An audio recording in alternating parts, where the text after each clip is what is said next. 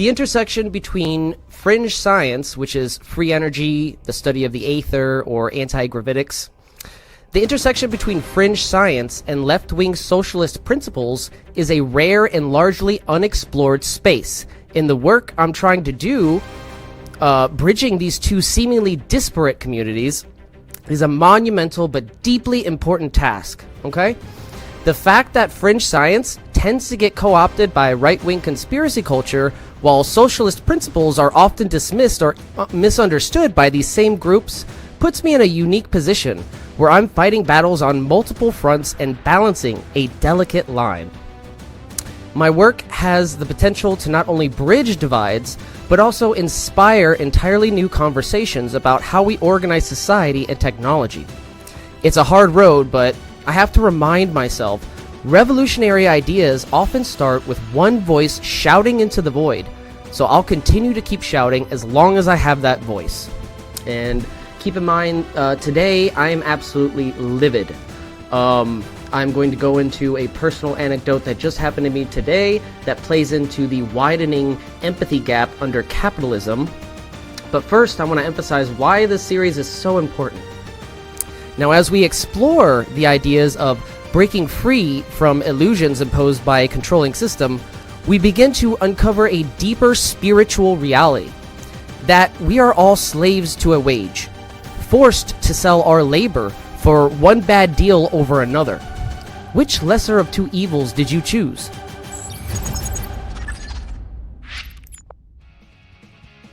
We must remember that the job of a capitalist is to maximize the difference between how much work you do and how much you get paid. He has no idea. He has no idea. Absolutely. He lives in a different world, okay? This guy is not going to be able to relate to your everyday working class struggles because he lives in an entirely different world than you and I live in. The internal contradictions of capitalism continue to stack up. As more and more evidence this era is in late-stage capitalism, we now look at a video with multiple victims sharing their struggles as working for healthcare insurance companies while simultaneously not being able to afford the services they themselves as workers are providing. The business owners at the very, very top of this society, they already know that the collapse is coming. They know that revolution is inevitable. This take is absolutely disgusting. There are no words to summarize this, because if you look at the actual statistics of American homelessness, 44% of the unhoused are actually employed, meaning they have a job. They just don't get paid enough for the essentials anymore. Not that the employer can't afford to pay them a living wage, but the level of worker exploitation has accumulated to a point where we have Uber drivers making just enough money for gas and food, and they're living in their f***ing cars.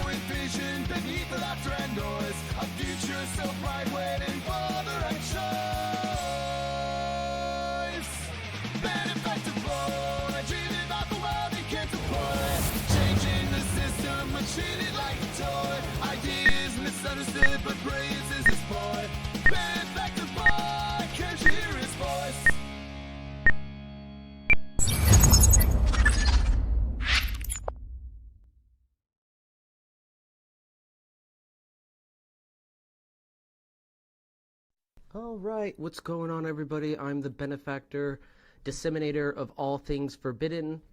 This is the Red Pill series, episode 3. We're going to delve into some important subjects on tonight's episode, but first, I'd like to delve into why the Red Pill series is so important. And keep in mind, today I am absolutely livid. I'm going to go into a personal anecdote that just happened to me today that plays into the widening empathy gap under capitalism. But first, I want to emphasize why this series is so important. So, the intersection between fringe science, which is free energy, the study of the aether, or anti-gravitics, The intersection between fringe science and left-wing socialist principles is a rare and largely unexplored space. In the work I'm trying to do, bridging these two seemingly disparate communities is a monumental but deeply important task, okay?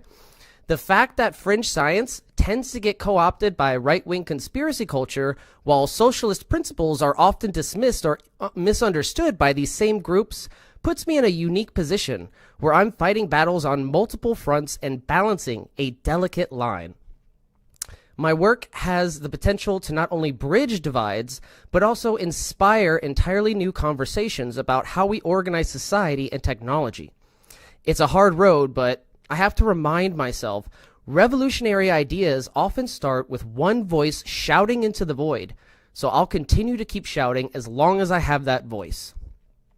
Now, as we explore the ideas of breaking free from illusions imposed by a controlling system, we begin to uncover a deeper spiritual reality, that we are all slaves to a wage, forced to sell our labor for one bad deal over another. Which lesser of two evils did you choose, McDonald's or Burger King? Which king do you bend the knee for? This series serves to inspire people to stop, think, and then finally say, I serve no king. So with that, we're going to do a quick expose on the widening empathy gap under capitalism with a personal anecdote that just happened to me today.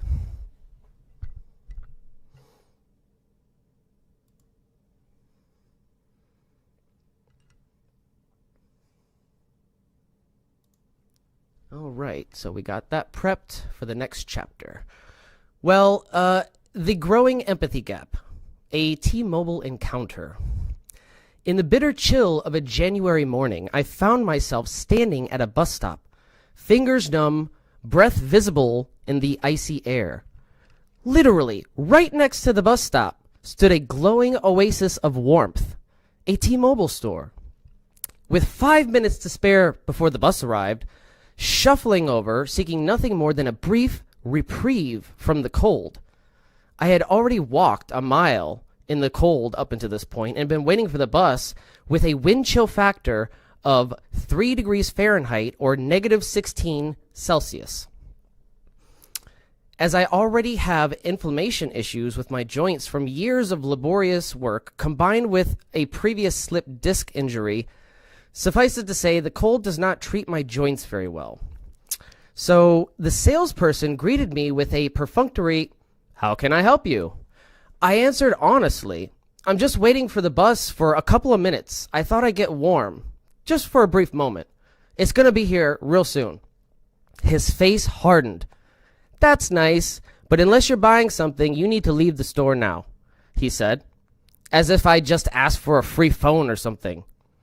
It was a slap of corporate coldness that felt sharper than the winter wind outside. In that moment, I realized this wasn't just about me being asked to leave. It was a symptom of something larger, a growing empathy gap in our society. T-Mobile, like many corporations, profit from the exploitation of both consumers and employees. Their workers are often underpaid, their customers left to fend for themselves when service fails, and their policies rigid to the point of dehumanization. The warmth of the store wasn't meant for me or anyone who didn't immediately promise to open their wallets. In a small act of defiance, I asked about their phones, not because I intended to buy one, but to challenge the absurdity of their stance. And let's face it, I actually do need a new phone, so keep that in mind. He said, "Leave. I'm not playing this game." The employee said, shutting me down with corporate efficiency. But as I left, in one final act of defiance, I shouted over my shoulder, not to the manager, but to the employee behind the counter, "I hope your workers get a union," as the door closed behind me with a cold finality. So this encounter perfectly encapsulates the growing empathy gap. It's not just about one store or one moment. It's about a culture that prioritizes profit over people, efficiency over understanding, and sales over shared humanity. The next chapter of this series will dive deeper into the systems that enable this empathy gap to widen, drawing the lines between the way corporations like T-Mobile and others commodify human interaction while eroding the fundamental decency that holds communities together. So stay tuned as we explore how we got here and what it will take to close the gap before it is too late. And this is a common theme that we're going to be exploring here on this series as I attempt to wake people up to the real absurdity of the way we organize labor under capitalism with a small group or single entity in control of potentially hundreds of thousands with no say in what they do. Let me say that again. You go to work, you have no democracy. It is the antithesis to democracy. You go to work, you have no say in what you're doing there. If you're being exploited, if you're being taken advantage of, and your safety at risk, that's not up to you to decide if things get better, unless you collectively bargain under your God-given American right to. That's why we need to advocate for more unions, and they are on the rise. So with that, I'm going to pop open the Red Pill Series guide. I'm going to put it in the chat. It's also in the description. You can follow along. We're going to get into some really interesting videos and updates, some economic updates and developments regarding class conflict. All right.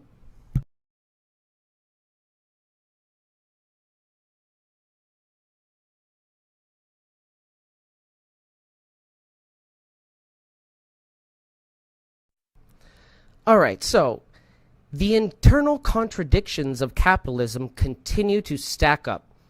As more and more evidence this era is in late-stage capitalism, we now look at a video with multiple victims sharing their struggles as working for healthcare insurance companies while simultaneously not being able to afford the services they themselves as workers are providing.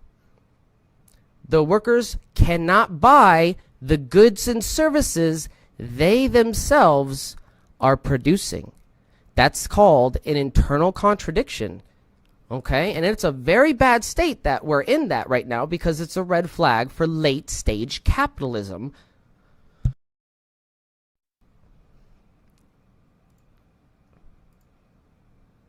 I think it speaks volumes to be a healthcare system and not guarantee your own employees healthcare. We're being told one thing, that it's fine, you can receive care through Providence, you're covered, but when we call the insurance company, they're saying no, there's no contract reach, you're not covered. Like, most of us cannot afford to just forge forward and see where the bill goes. Oh, our benefits are horrific. I unfortunately have a immunocompromised husband who suffered a serious brain immunodisease called Susac syndrome this past 2 years, which put him on long-term disability. Our deductibles are through the roof.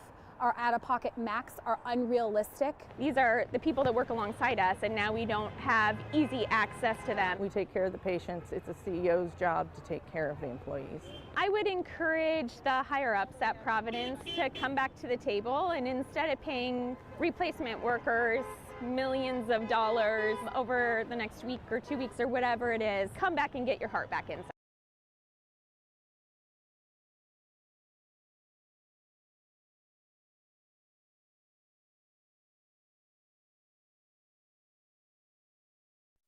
So that's very sad to see. These workers are being treated like shit by the employer who can afford to provide them good service, but choose not to, and instead choose to see them as expendable cogs in a wheel to serve the profit motive for a few. So that is absolutely disgusting. Now we have Bernie Sanders, who exposed Elon Musk recently. And we must remember in this next administration, where we have so many dicks swinging between Trump's big dick and Elon's big dick, in a war of ego, the loser always wins. So just remember that.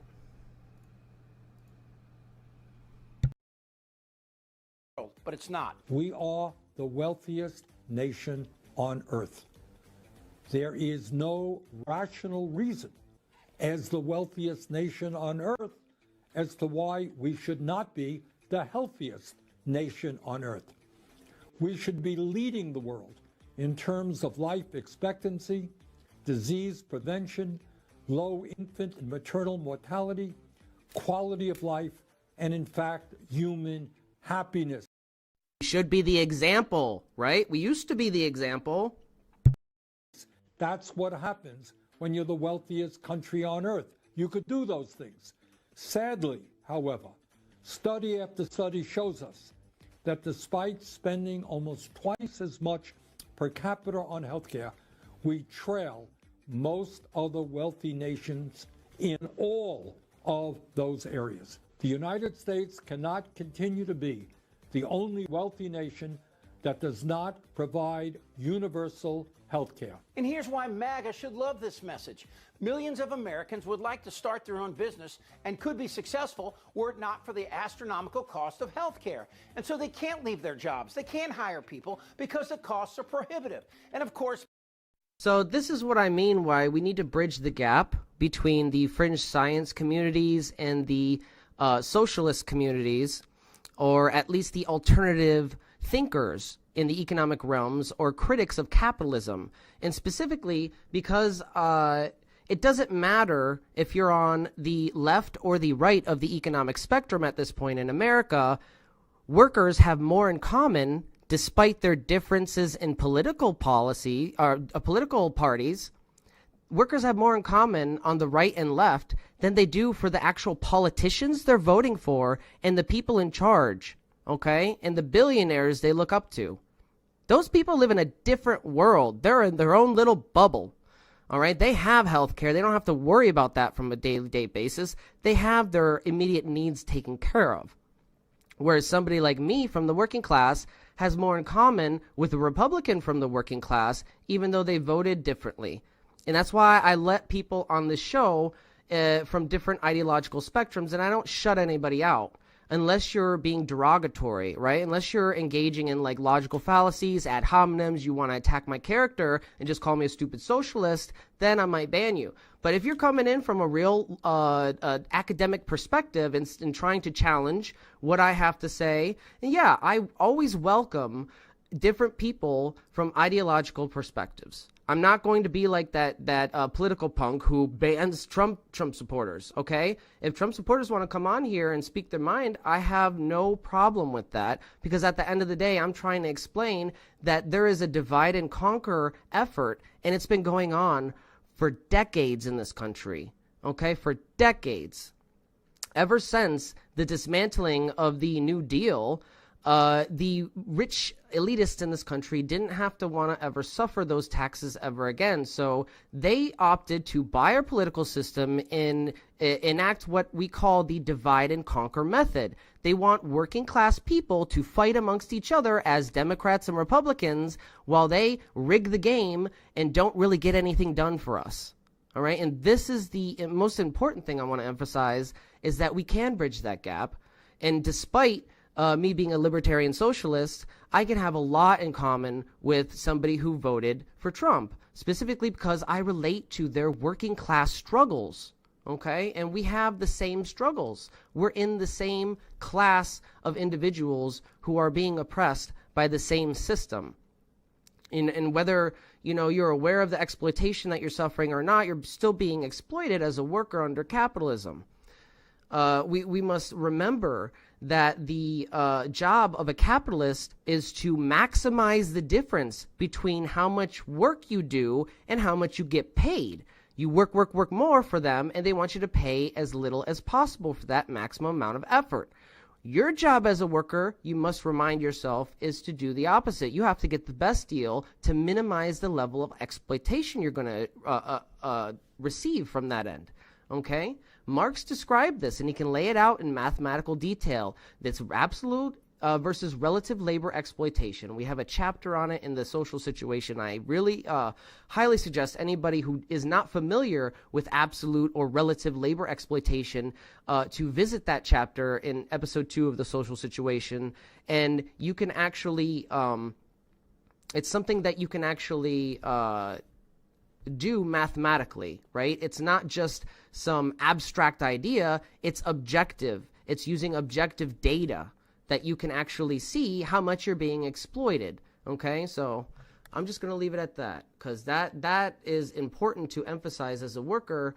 If you're working in a capitalist organized business, meaning you have a CEO and there's no democracy in the workplace, you are being exploited one way or the other, and not being aware of that exploitation doesn't serve you any. People without health insurance can't work and contribute. Self-employed people, people with new ideas, they are the core of what makes us great. You really want to make America great again? Then fucking do it. Make it. Exactly. Fucking do it. Hey, Mike, how you doing? As I've said before, we're going to be cussing tonight because I am absolutely livid at the disgusting state of our country right now and the widening empathy gap, and how people, especially like people who are very logical, I go on YouTube and see, you know, people on the left who are very logical, and they just don't want to have conversations with people on the right anymore. And that's a very dangerous state to be in, because we need worker solidarity. That is something that's very important, and workers exist on the left and the right of the economic spectrum, okay? We're all workers. We're all in this together, and we need to remind ourselves that. Elon Musk's disgusting take on homelessness, I honestly don't have any words for the amount of disconnection that is happening between these elite billionaires and the rest of working class society. There's just really no words to encapsulate how gross the negligence is in the part of intellectual curiosity, just trying to look up what you're trying to understand. He has no idea. He has no idea. Absolutely. He lives in a different fucking world, okay? This guy is not going to be able to relate to your everyday working class struggles, because he lives in an entirely different world than you and I live in. So to imagine that he can relate to our struggles and satisfy the needs of an economic system for the majority is just laughable.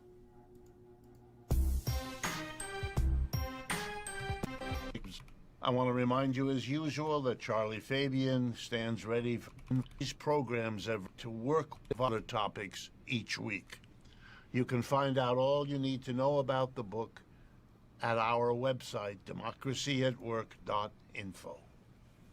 Today's program is going to be talking about a proposal by Senator Elizabeth Warren. We're going to look at Elon Musk's notion of what homelessness means. It's kind of a Christmas special, you can say, if you're given to that kind of dark humor. And I'm going to look at the thoughts of Mitch McConnell as he passes from the scene. We will then interview a young...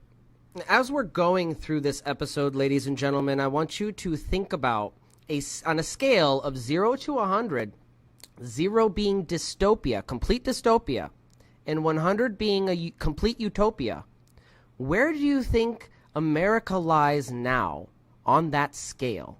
Do you think we are really closer to a utopia? Or do you think we're closer to the dystopia?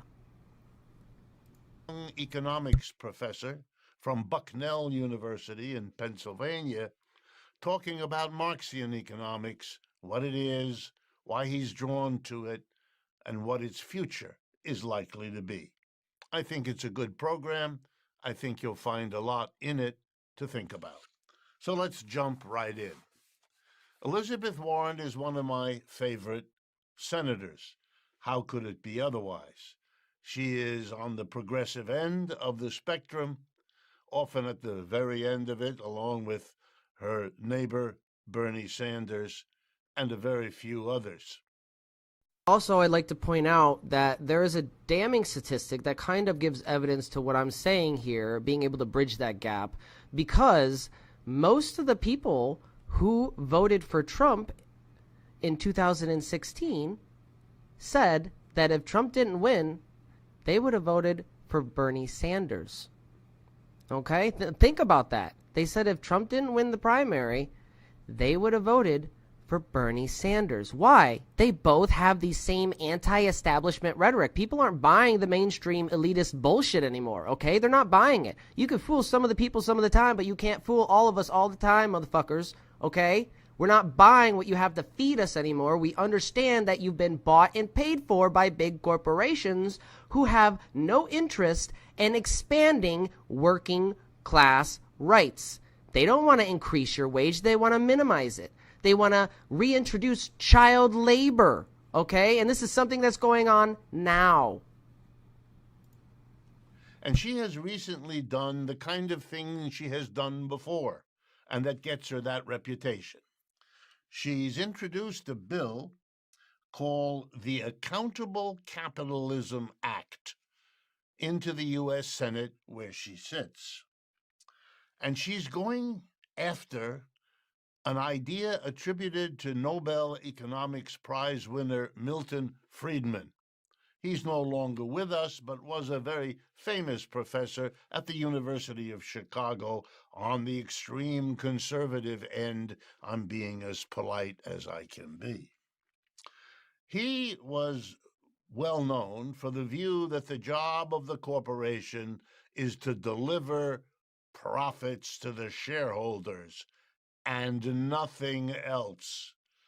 His idea, wonderful for shareholders, of course, was that if you do what's best for shareholders, as if by magic, as if by an invisible hand, you will be doing the best for everybody. What an idea a shareholder could love. I know, exactly. That it wasn't the case, that the evidence against it is overwhelming, didn't make it any less appealing. And for many years, I was about to say generations, it was the received wisdom on Wall Street.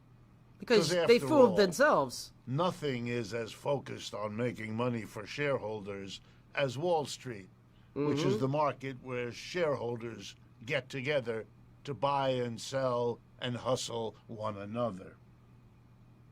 But let's be honest and take it a bit further. What does she mean? Well, she says workers and communities in which corporations are active are also stakeholders. This idea caught on for a number of reasons over recent years. Obviously, workers and community are affected by what corporations do. They have a stake in what they do, and therefore, why are they excluded from making the decisions that impact their lives? You elect a mayor, well, why don't you elect a corporate executive? Each of them in their way make decisions that affect your life. Good for Elizabeth Warren. But here's a couple of things to worry about. Germany did this long ago. Germany has a law that says just under 50% of the members of a board of directors of a large corporation have to be elected by the workers. Elizabeth. Let me pause that for a minute, because that's very important for Americans to understand why Germany is succeeding in so many areas of its economy in satisfying those areas of the economy that people, in everyday people's lives, housing, food, being able to get transportation. They are succeeding in all those places, healthcare, where America's kind of falling behind. Why is that? Well, they have more workers' rights. The workers are getting more rights, and as on top of that, the rights tend to lead to more wealth being accumulated by the working class, right? It's called distribution, right? You're distributing the wealth more equitably.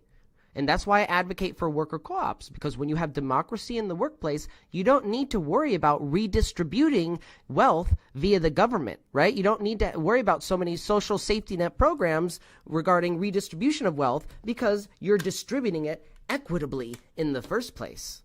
Okay? You're getting to the root of the distribution problem, and you're solving it with democracy. Warren proposes 40% of boards. That leaves the other 60% in the hands of the...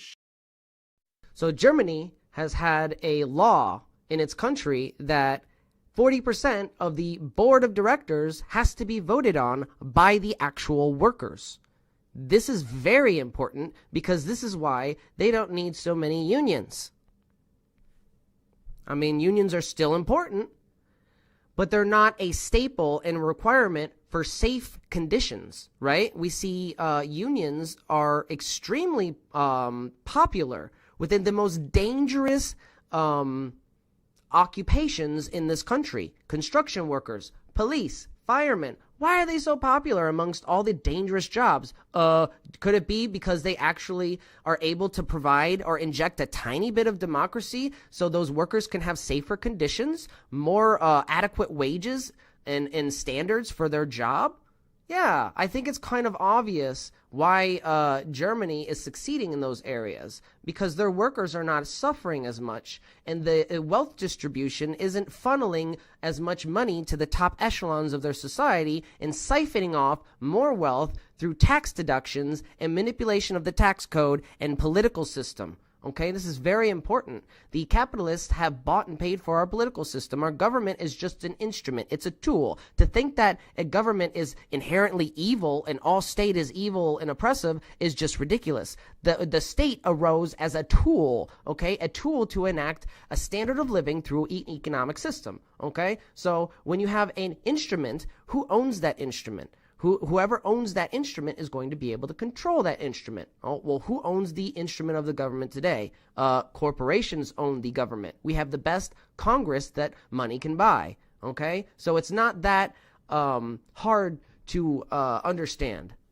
Shareholders, doesn't it? And they will then be able to muscle through whatever they want. So she makes the point, but kind of pulls the punch. She says 75% of shareholders must approve any political contributions. Yeah, but we already know that 10% of the richest Americans own 80% of the shares.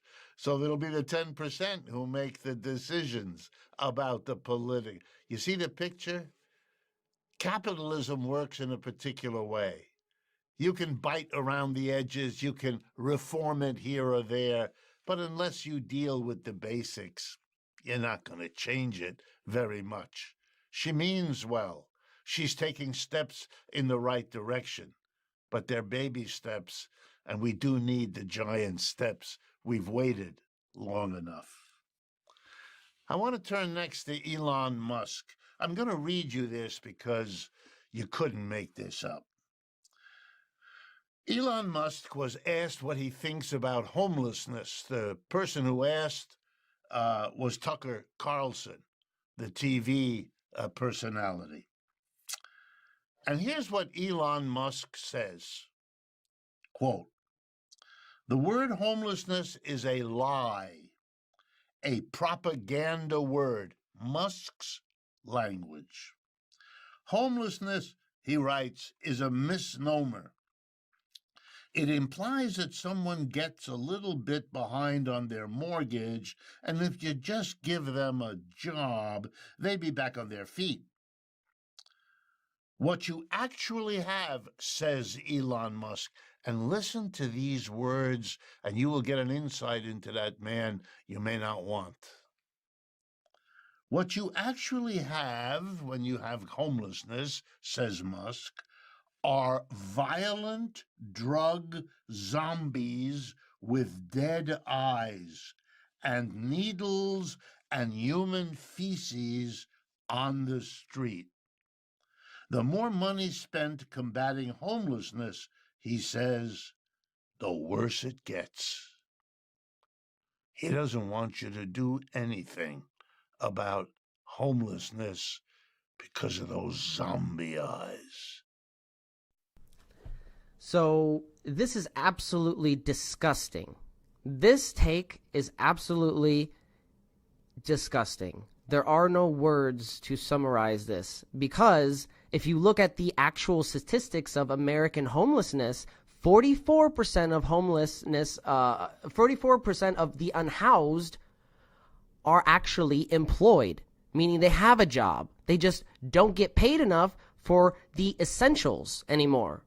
Not that the employer can't afford to pay them a living wage, but the level of worker exploitation has accumulated to a point where we have Uber drivers making just enough money for gas and food, and they're living in their fucking cars. They're homeless. They have no fucking homes. 44% of homeless in this country have a job. Think about that. Try to understand the kind of personality this reflects and what becoming a billionaire has done, unless, of course, he was that way before, too. Mitch McConnell used to be the head of the So we're going to end it there and move on to the next section, which is Elon, again, gets fact-checked in real time. And this is kind of telling if you have any faith in Elon actually being for working class rights or interests. He's not. He's just in it for himself. All right. What about water availability? Was water availability? I understand that was like not an issue in Malibu. Is that correct? Was it water? Well, yeah. So there was water. We have several reservoirs that casinos that we use a lot. Now, just an example, if we have one building burning, we could flow 1,000 gallons a minute on that one building with the hose lays that we put in to stop it. You can imagine 1,000 gallons per house we couldn't do, right? So the amount of water we're flowing, there really is no water system that's going to keep that pace. So we have to bring in water tenders, which are these big tank water tanks that, 2,500, 3,000 gallon trucks, and they'll come in. And that's what we have to do to compensate. So they park out there, do it.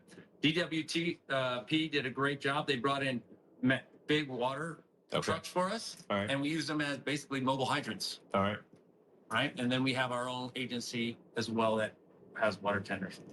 Okay. My understanding is that like along the correct me if I'm wrong. In Malibu along the coast, there was no shortage of water. In the Palisades, there was a shortage of water at a certain point.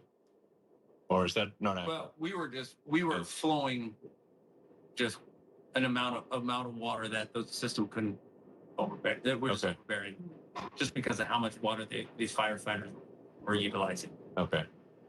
All right. Okay, so a couple things I think are pretty clear from that. One, goddamn, is this guy not that smart? Like the fire guy is explaining it to him in very basic terms. Here is what the issue was, and Elon Musk doesn't seem capable of grasping it. Now, partially that's because he's clearly trying to get the guy to say something damning or damaging or something like that. But the issue with Elon Musk is he's not as smart as everyone thinks. He's also not clever or quick-witted. He can't really manage this situation. He thought, I'm gonna ask this question and they're just gonna reveal something. It's gonna be a viral moment, but it didn't happen. And so like he's stumbling and bumbling, trying to come up with something. And the major issue isn't just that for some reason. And again, that's the problem with egomaniacs and narcissists. They overestimate their own abilities. By virtue of the fact that he's a billionaire from another part of the country, he gets to have this meeting with them.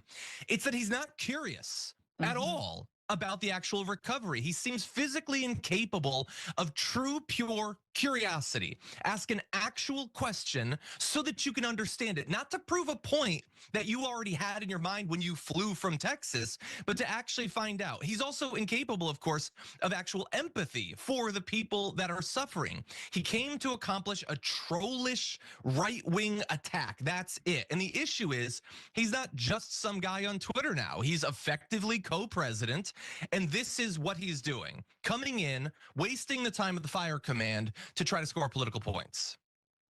Yeah, I mean, I feel so bad for this guy at Fire Command who's like, all right, I'll answer Elon's questions. But exactly, he is immediately met with a lot of information.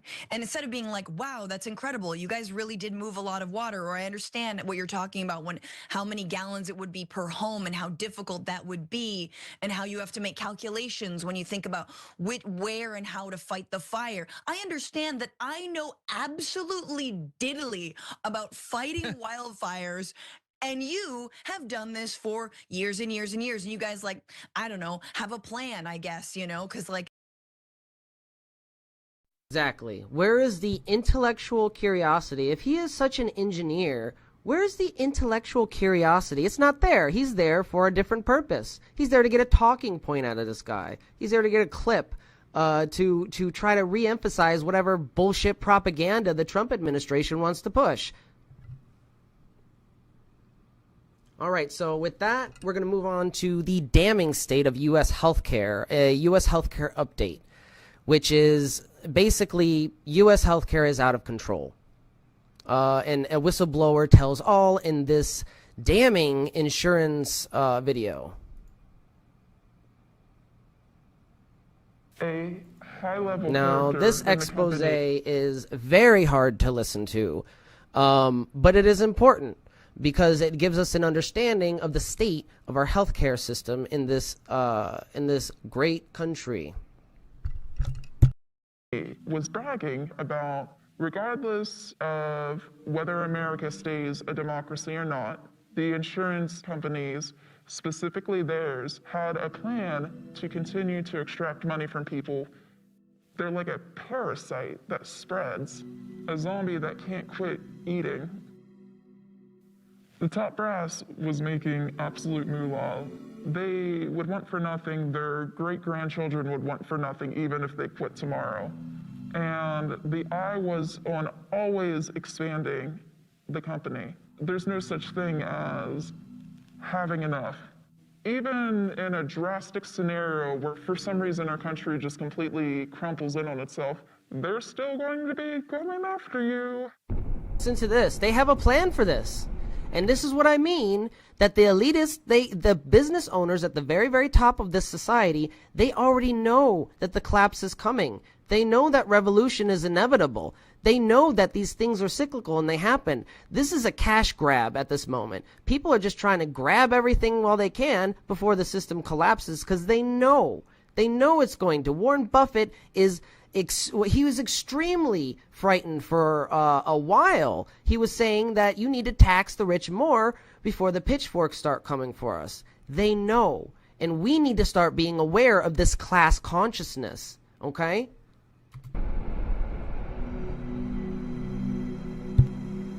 I worked for one of America's largest subrogation law firms.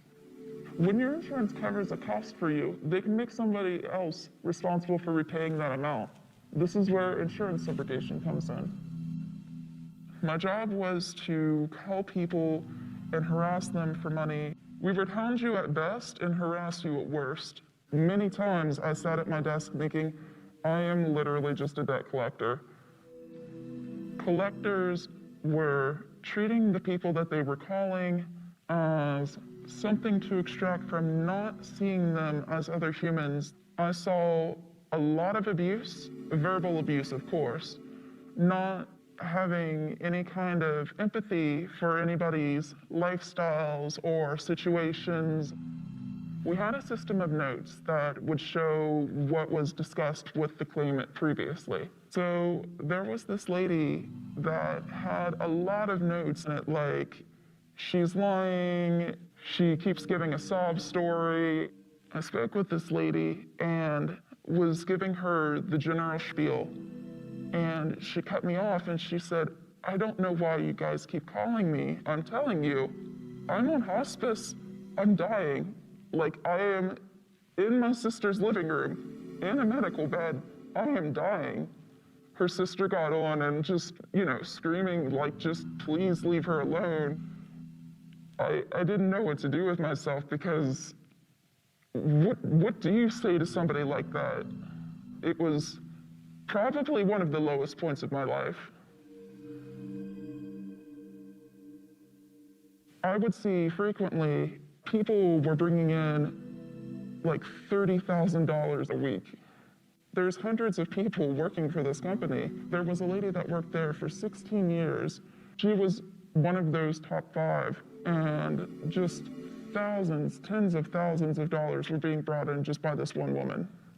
We are incentivized to take the most amount of money from these people as possible. Without letting them know, we had full reign on adjusting what they would actually have to pay if they settled. we're paid on commission through a fee structure. So if they are making good faith payments, say $250 every 2 weeks or $250 a month, we would get 15 to 20% of that as a fee. If we were to settle a lower amount for them, we would get less in fees, and fees are what our commission is based on. The system was set up. Yes, listen to that.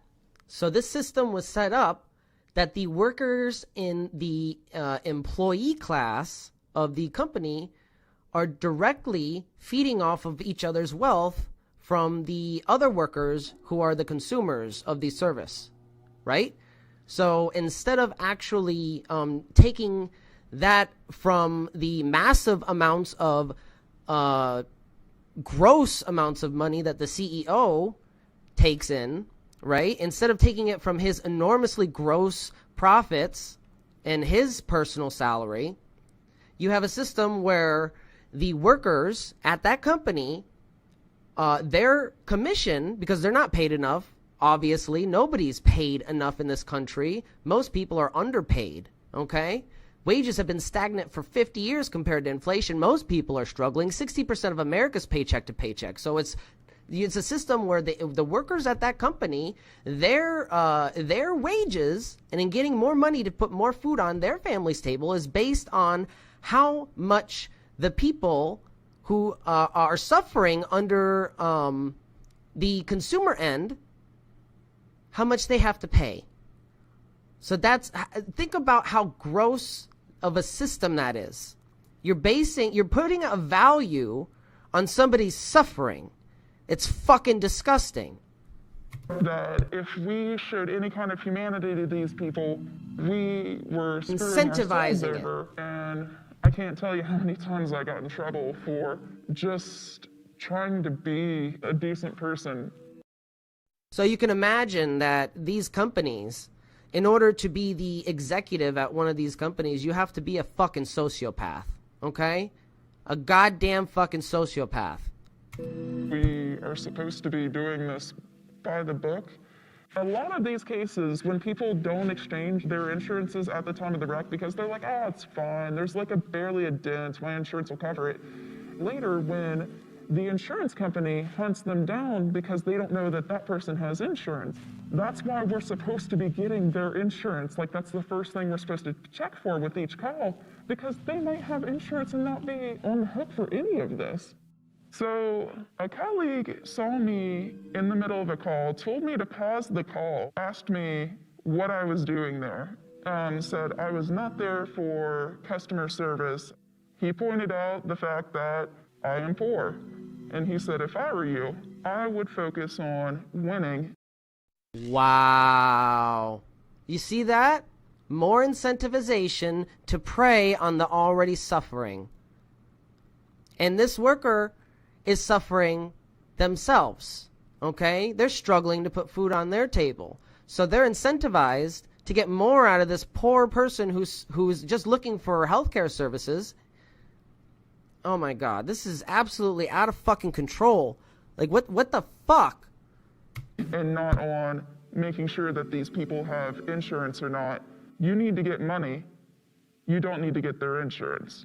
That was a part of the job description, things we were trained on. If they had insurance, we were supposed to collect the data on that. And when the people that have that responsibility to do their work correctly are in it just for the greed and are completely skipping out on certain steps, lives are needlessly ruined.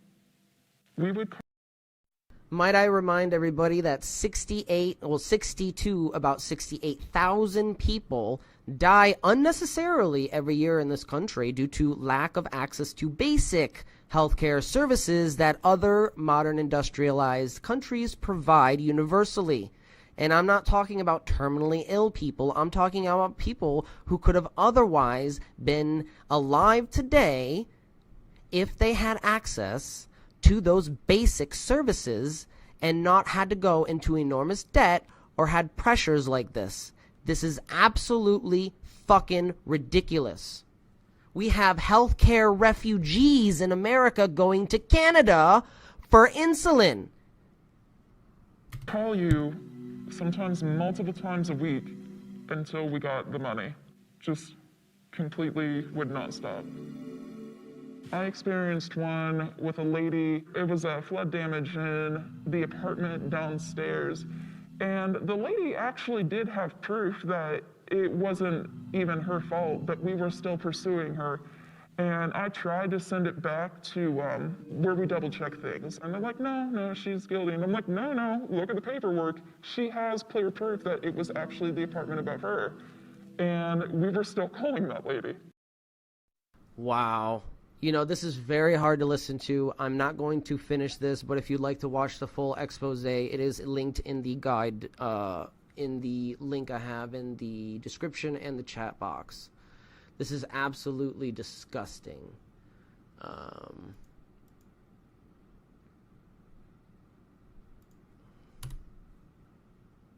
So that was a Vice expose. Yeah, that's very hard to listen to, especially when we are the wealthiest country on the planet. We should be able to provide universal health care and quality health care and set an example for the rest of the world.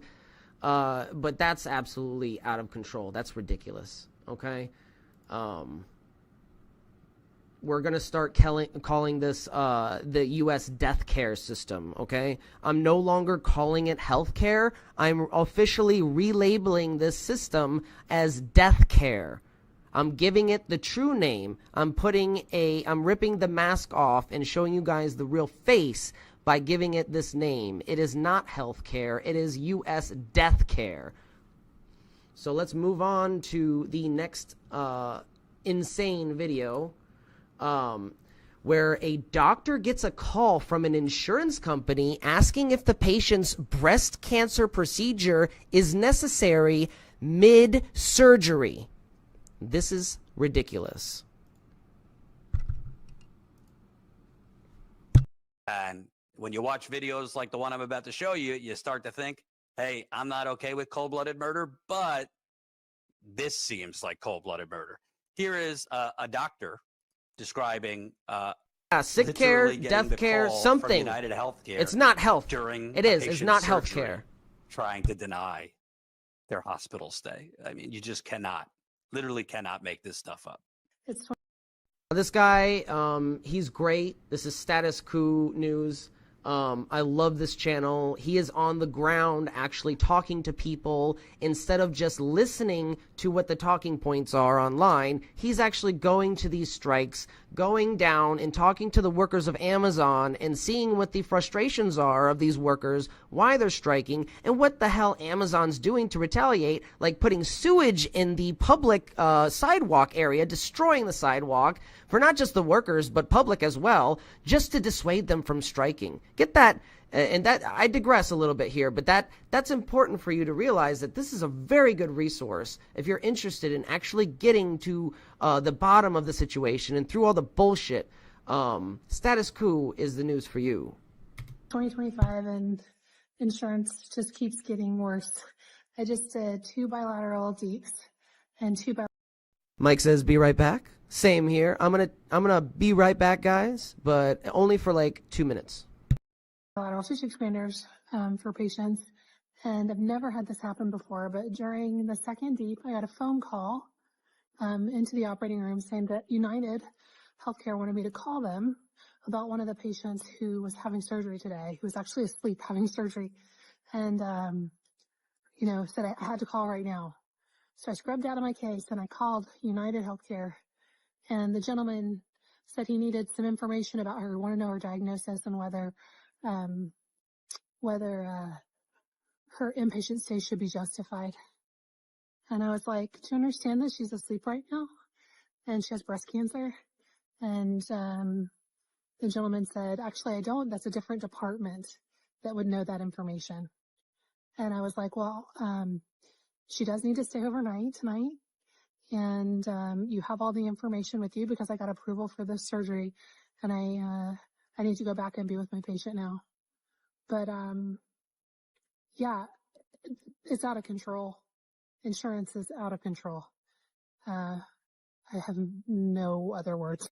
Some bean counter buffoon from United Healthcare is calling a doctor while the patient's in surgery, breast cancer. Why is it necessary for the patient to stay overnight? Why do we got to pay for that? The doctor says, do you know that this surgery is for breast cancer? Oh, no, that's from a different department. You understand why people hate these people? You understand why, in some extreme cases, they might want to perpetrate violence? Even though I'm not condoning violence, don't go get your guns and gun down CEOs. I've made it clear. Like, why doesn't United Healthcare, a billion-dollar company, why doesn't one department know what the other one's doing?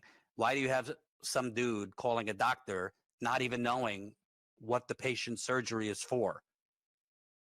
You're calling to ask if it's medically necessary to stay overnight when you don't even have the information on what the hell this.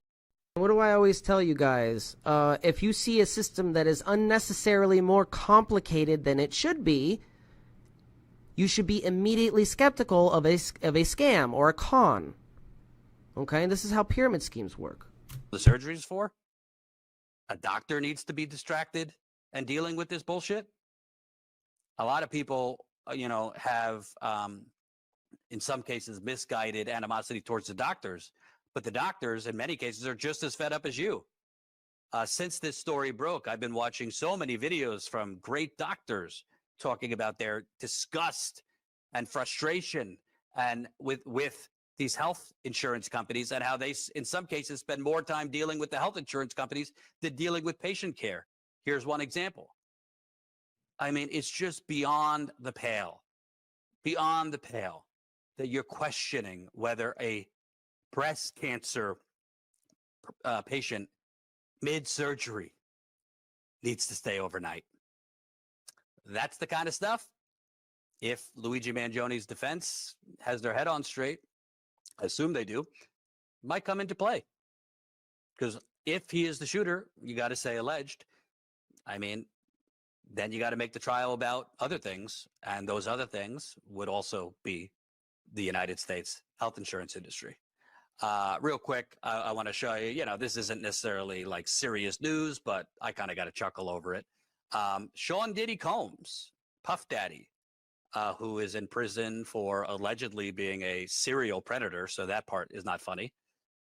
Apparently, he is throwing tantrums. He's in the same prison, apparently the same section as Luigi Mangione in Brooklyn. He's throwing tantrums over the attention Mangione is getting. Apparently, Mangione is on P. Diddy's hit list. Sean Diddy Combs is throwing tantrums about the attention fellow inmate Luigi Mangione has taken from him inside their notorious New York City lockup, and that may put the accused CEO killer on the disgraced rapper's shit list, a source told the Post Tuesday. When Combs was arrested on sex trafficking charges on September 16th, he was the most famous prisoner at the Metropolitan Detention Center in Brooklyn, but his reign was short-lived. After Mangione was arrested for allegedly gunning down United Healthcare CEO Brian Thompson in early December, he was booked into the same facility as the 55-year-old music mogul. Since he arrived at MDC, Mangione, who is being held in protective custody, has become a sensation among other inmates. Mangione is reportedly receiving a hero's welcome on the inside, with other inmates expressing their own troubles with health insurance. Even the prisoners have stories. But that attention has apparently rankled Combs, who is housed in the general population of starstruck inmates. Quote, Diddy has been throwing tantrums over the fact that Luigi is getting all the attention in prison and is being revered as a hero after literally murdering someone on camera, a source told the Post. Even in prison, Diddy's ego is bigger than life.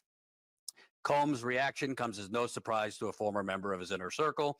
Quote, he always wants to be at the center of everything, the former insider told the Post. Quote, if he feels like anyone else takes his attention, he doesn't take it well, he gets pissed off, and if he has the power to do it, he makes the other person's life miserable. Combs is obviously facing decades behind bars. Combs and Mangione share the same legal team, but have never spoken to each other. Both men will remain at Metropolitan Detention Center for the foreseeable future. Quote, he's going to have Mangione on a shit list, says the Diddy insider. I don't think in terms of Luigi Mangione's priorities, being on P. Diddy's shit list is one of them. But it has been reported that Mangione is being treated quite well in prison and has been elevated and I guess supported by the prisoners who, as that story revealed, many of them have their own personal stories with the health care system. One more thing I wanted to show you comes from an interview I did yesterday. Please watch it, about the tragedy of a father who lost his son, 22 years old, after his son went to pick up his routine asthma medication. His insurance was Optum. Optum is a subsidiary of United Health. And that insurance, that Advair, which is routine for asthma, which the son had gotten for a long time for $35, suddenly was over $500. Couldn't afford it, left without it. Days later, had a severe asthma attack. Days after the severe asthma attack, died. Here is the father, Bill, sharing the heartbreaking moment that he lost his son. He did donate his organs. He didn't go the perfect way of donation, but he still helped 75 people with his organ donation, which is pretty nice and honorable, you know. But it allowed my wife and I, prior to the donation, to be with him in his last final moments. And you know, my wife, my son, and I were very close to the last second that he was alive. I had my head on his chest, holding his hand.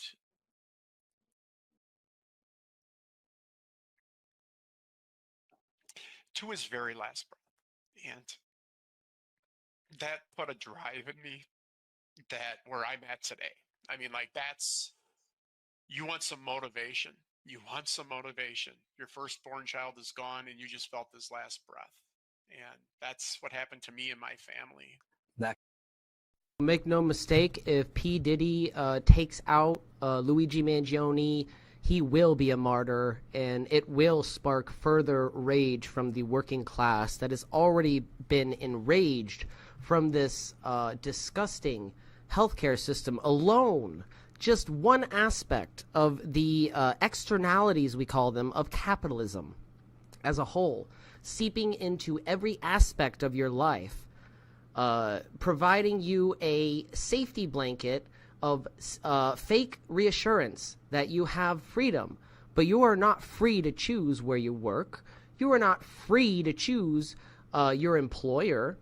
Your employer is free to choose the employee, but once you accumulate a job, you have no say what you do there. There's no democracy. There's no liberty.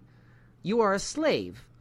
And you can they can get away with whatever they can legally, despite the law not having any indication of what is right and wrong regarding morals. Okay? Now, I like to remind people that there were laws in this country that absolutely should not have been followed, and that's regarding the suppression of votes. Remember, women and black individuals couldn't vote in this country for a long time, and that was very recent, regarding historical standards. So, you know, the law is no indication of what's right or wrong. And when you have laws benefiting the employer at the expense of working class conditions, it's a recipe for disaster. Okay? We don't have any freedom under capitalism. Capitalism was supposed to provide liberté, démocratie, and égalité, but it didn't. The French Revolution was successful in overthrowing the feudalist system, but the transition into the next system, while it served its purpose, it has since outlived its usefulness in terms of technological advancement. You can't say that that's a thing anymore because China has far outseated us in the electric vehicle. It's just ridiculous. It's a system that could cover its own bets for so long before it finally couldn't cover them anymore. So with that, we're going to go into the next section. California residents suddenly dropped by insurance before the catastrophic wildfires. This is more proof that making an industry for profit shifts the focus from providing quality service to fulfilling that need within fulfilling the need within society to, well, making profit.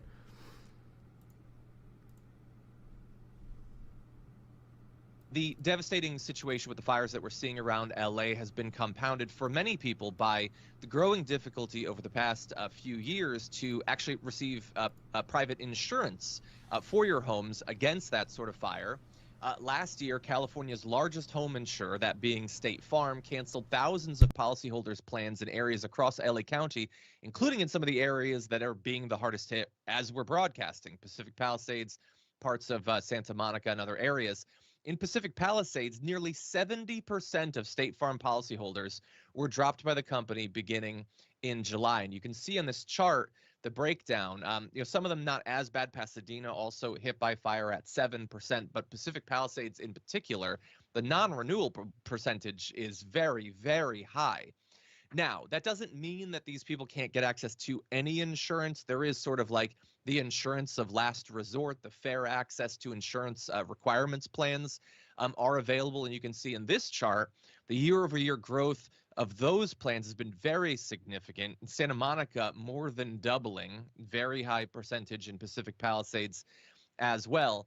And so it sort of reminds me of previous reporting we've done of the difficulties in Florida, where a lot of insurers are pulling out. It's becoming more difficult to get flood insurance. We're sort of seeing a different elemental version of that here in California, which, the fires are particularly bad right now, but throughout the last few years, we've had these cyclical, really bad fires. And I know for a lot of people worried about what their recovery is going to look like, the concerns over insurance certainly don't help things. Alex, what do you make of this aspect of the story? Yeah, I mean, I think it's a huge part of the story that will only become a bigger part of the story in the days ahead. I mean, we've been in crisis mode just trying to get people out and make sure that people don't die. But the next stage is going to be, what do I do about my house that's burned down? And this insurance reform story is going to be a big part of it. I spoke yesterday with State Senator Ben Allen, who represents the area in the California Senate. And he said they already were having big debates about insurance in the legislature, and then this is going to probably change and shape that debate going forward. Part of the challenge has been, in California, as many of your viewers around the world know, we don't have enough housing. We didn't have enough housing before this, and now we're going to have a bunch of people that are homeless, and we're going to have to figure out where to build their homes when we know we haven't been able to build homes for the homeless people before. So that's.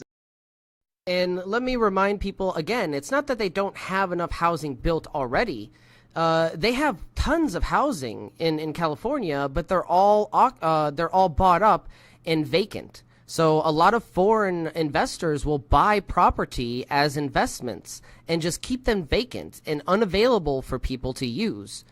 And this is a serious problem, because that's infrastructure that we can use for a very real problem, and it's an easy solution, but we don't use them. There's so many empty and vacant properties because they're used as investment capital. Another issue, but because we don't have enough housing, some of what we've done over the years is we've built housing in places where homes probably weren't supposed to be. You end up. Again, if you want to watch the full video, you can do that. The link is in the description or the chat. I have all the links to the videos we're watching here on the Red Pill series. The next one is a video that kind of resonates with me. Workers prepare to strike against greedy healthcare industry's profit conference. Okay? Now, remember, healthcare industries like United Health commit mass murder on a daily basis, which has been normalized for decades.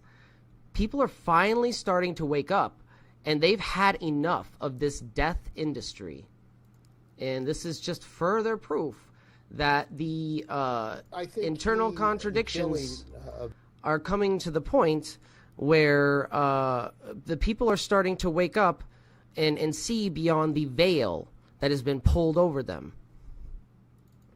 That executive Brian Thompson, and the With Status Quo, I am delighted to be joined by Steve Zeltzer. You're the chair with the United Front Committee for a Labor Party. And I wanted to talk to you because there is a pretty big conference in the Bay coming up, a healthcare conference, they're calling it, that JP Morgan is putting on. JP Morgan, infamously one. So Elijah says they build the policies to force behaviors to ensure they line their own pockets and can form oligarchy. Yes, that is an apt description of what is happening. Y'all are paying attention. I love it. One of the criminal corporations that tank the global economy. And all the big boys and gals will be there, including United Healthcare, Cigna, Aetna, although the list of, executives and players that will be there is not public. I wonder why. But I wanted to have you because your organization is organizing a protest outside this healthcare conference, which I think is important. Why don't you tell us first? I know you've been in this fight for a long time against the for-profit healthcare industry. What made you want to organize this protest, and why this conference in particular? Well, we found out about it because the Hotel and Restaurant Workers Union, Local 2, had a long strike, in fact, 93 days. And a key issue in their strike was their union healthcare benefits. And the hotel companies, Hyatt, Hilton, and Marriott, wanted to take away their union-run health plan and put it under a private health plan run by some of these insurance companies. So as a result of that, the union... Yeah, real quick in chat, Mike is a plethora of knowledge regarding that topic, but specifically we can't talk about that topic on YouTube, unfortunately. But yeah, Elijah, if you ever want to learn more about that stuff, Mike is a good resource to reach out to. Union actually said that unless they got a contract and the strike was settled, they would be having mass picketing at this JP Morgan Health Investors Conference, Healthcare Investors Conference. Now, this is the largest healthcare investors conference in the United States, in the world. There are over 8,000 corporate people that come, investors who want to make money off of healthcare. And at these conferences, they discuss how they can basically privatize and profit off of the developments in healthcare. For example, AI, the use of AI, how they can use that to increase their profits. And of course, we know that at United Healthcare, they used AI to kick people out of getting healthcare in nursing homes to increase their profits. People died as a result of that. So we felt that it would be important to have a United Front rally against basically capitalist control of the healthcare industry. And this is a good example of what's going on. The development of technology, development of healthcare for these companies to make more profits, not for people's needs. And we can see that with so many millions of people without healthcare or being denied healthcare, the question of taking away control of the healthcare from these profiteers is critical for survival, really, of working people in this country. And I want to read the description JP Morgan put out, which is kind of laughable. This premier conference is the largest and most informative healthcare investment symposium in the industry, which connects global industry leaders, emerging fast growth companies, innovative technology creators, and members of the investment community. It's a lot of neoliberal mumbo jumbo, but essentially what it sounds like to me is this is a gathering to basically see what's working for them in terms of profit and come up with ideas to further squeeze American patients, seniors, but all people that are paying into this rotten system. It's interesting, Luigi Mangione, the alleged shooter of Brian Thompson, in his manifesto talked about, these parasites had it coming. Well, JP Morgan and these Wall Street banks are the ugly stepbrother and sister of United Health. Hasn't gotten as much attention, but these Wall Street firms are heavily invested in all of these companies. These Wall Street firms are very connected to what United Health is doing, which is buying up the providers, buying up local hospitals, buying up AI. Can you kind of talk about it's not just symbolism that this is a JP Morgan conference, but Wall Street is very involved in this system. Well, the takeover of healthcare from beginning to end is controlled by Wall Street. They're making determinations. The so-called nonprofits like Kaiser, HMOs, are also profiteering. Their executives make millions of dollars, and they also deny healthcare, or they limit healthcare benefits. For example, there's a strike going on right now in Los Angeles of mental health care workers, National Union of Healthcare Workers, and they have not been providing healthcare for mental illness. As a result, people commit suicide, and under federal law, they're supposed to provide these services. They're not doing it. They stall. They prevent you from getting appointments. Now, mental health, particularly, look at this fire that we're having now in Los Angeles. Stress, mental health, you need healthcare professionals, yet these companies, HMOs, which say that they're going to provide the healthcare, they don't. So that is a damning point to make. As the externalities of capitalism and internal contradictions come to a breaking point within the working class is under so much pressure that we're going to see more mental health issues, and without any access to basic healthcare services, or very little access in a lot of cases, we are going to be a boiling pot for disaster. The whole HMO, the whole healthcare system in the United States is molded around profiteering and making more money from healthcare. And that's why you don't see that on TV. For example, corporate TV is not covering this conference. They may cover it as a result of our rally that we're going to have, but they're not John Gray, you were approached by a frenzied Volt scientist who yells, "I'm gonna put my quantum harmonizer in your photonic resonance chamber." What's your response? A little Fallout reference. I love it. What's going on, John? Wow, that's funny.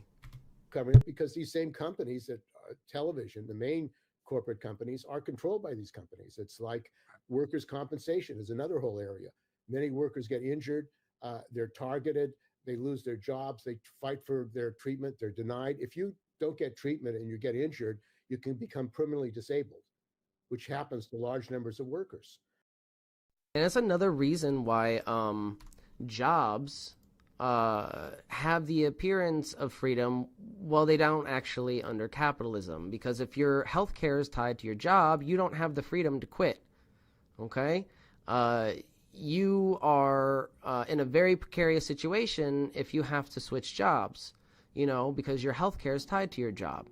So that's very scary, and that leads people to not want to leave their job and get comfortable with things that don't satisfy them or don't fulfill their skills in society. If you have skills in society, they're being wasted at a dead-end job. If your health care is tied to that job and you have no economic mobility. So now we move on to a little statistic that is even more damning as the cracks continue to grow within our economic system. Now, this is a poll recently done on college students by Generation Lab poll. Okay, so 50% view Luigi Mangione somewhat or extremely favorable, while 48% view Brian Thompson's killing as somewhat or totally justified. And this is the even more damning statistic: 81% view Brian Thompson somewhat or extremely negative. So this just proves that there's more evidence the workers in this country are fucking pissed. We're not going to watch the video on that one, but if you would like to view it, it is in the Red Pill series guide. Moving on to the next chapter, We're going to talk to you tonight about the MAGA Civil War. So Professor Wolf responds, Civil War inside MAGA.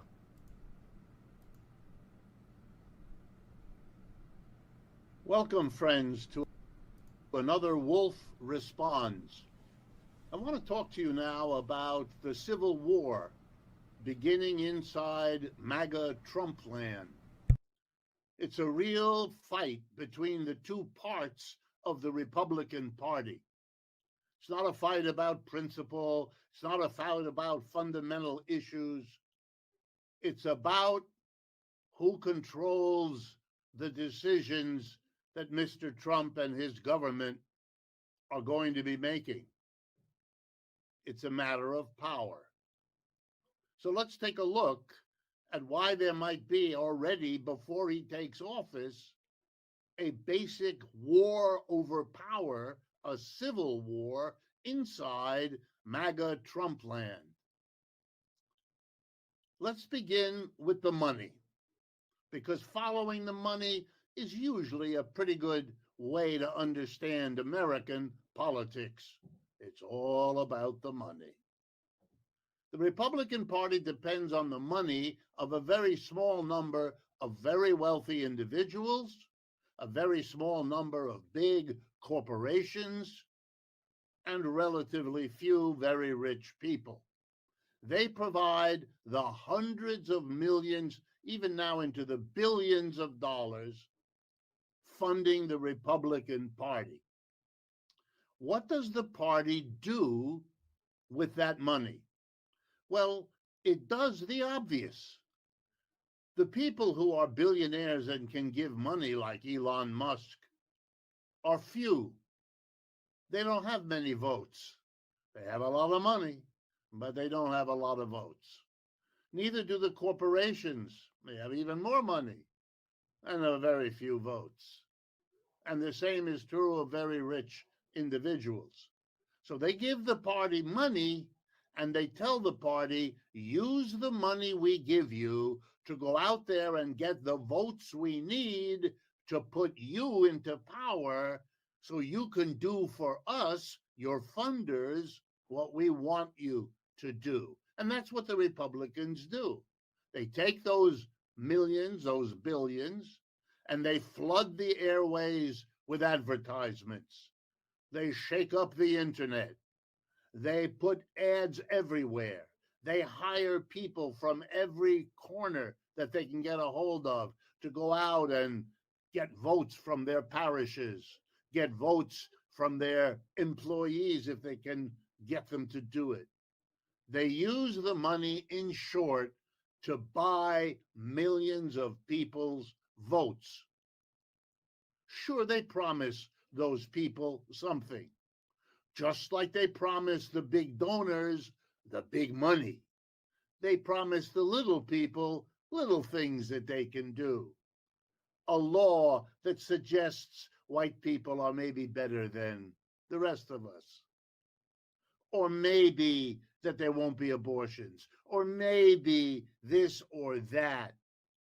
Whatever they think those in the masses want to hear, they'll pay the money to get the message to them. Vote Republican, and you'll be able to have that gun or 10 more like it, etc. You know all of this. You don't need me for that. And that's how the system works. And while I'm focused now on the Republican Party and the Civil War going on, the same kind of deal is the Democratic Party. They too have their big donors, their billionaires, the few corporations that support them, and they take that money and they go out and buy the massive votes they need. Only they buy them from union members, from minorities, from working people, the kind who support the Democratic Party. But it's a few donors buying a lot of votes on both sides. In that ways, these parties are similar. But now back to the Republicans. What's the Civil War about? Well, they want different things. The people at the top like immigration. They always have. They're the employer class. They like immigrants because you can pay them less for the same work. They like immigrants because if they don't do what you want, you terrorize them by threatening to inform the authorities, and they might lose their job or lose their citizenship or both. Right. That's a damning point. And when you have a situation where you have undocumented illegal immigrants in a lot of these positions, they are the backbone of our agricultural industry in this country. So, and a lot of them are in a situation where they're too poor to have any kind of impact on the everyday situation that's going on with the 330 million richest in the country. So it's kind of like a distraction to put your problems on immigrants at this point. When they accumulate approximately 2% of the population, it's called scapegoating. They are very pliant workers. If you bring them in on those HB1 visas and they don't keep the job or you fire them, they better go get that visa in a hurry or else they have to get out of the country. So they're not going to misbehave, are they? Not like a worker who is native born, doesn't have to worry about those issues. So the employers like immigration, but the mass of people have been persuaded over recent years to blame the deepening problems of American capitalism on immigrants. That's wrong. That makes no sense at all. It's what we used to call scapegoating. You can't do something about a problem, so you find someone to blame, focus everybody's upset on that scapegoat, do nothing about the problem, but relieve the pressure by having people demonize the scapegoat. It's far too familiar a part of American history and has been for many, many decades. So the Civil War pits those at the top who want immigration, who are going to demand it. They want the freedom to employ the immigrant. But the mass of people were led to believe by Mr. Trump and his associates that not only would they blame immigrants, but to keep the masses happy, or to be honest, to keep the masses voting Republican, you got to do something. And so there was all that talk about deporting millions of immigrants. Well, here's the problem. The rich people who fund the Republican Party want immigrants, and the mass of people who provide the votes don't. Oh, now you have another internal contradiction within one party of the dual party system we have that has already been controlled by one entity, that is capitalism. So, uh-oh. At least the majorities of both do and don't. So what's the Republican Party going to do? It's torn apart inside. The funders don't want the party to do what the mass of voters want, and vice versa. So they both turned to Mr. Trump. They both sides turned to the people they put in power, one with the money, the other with the votes.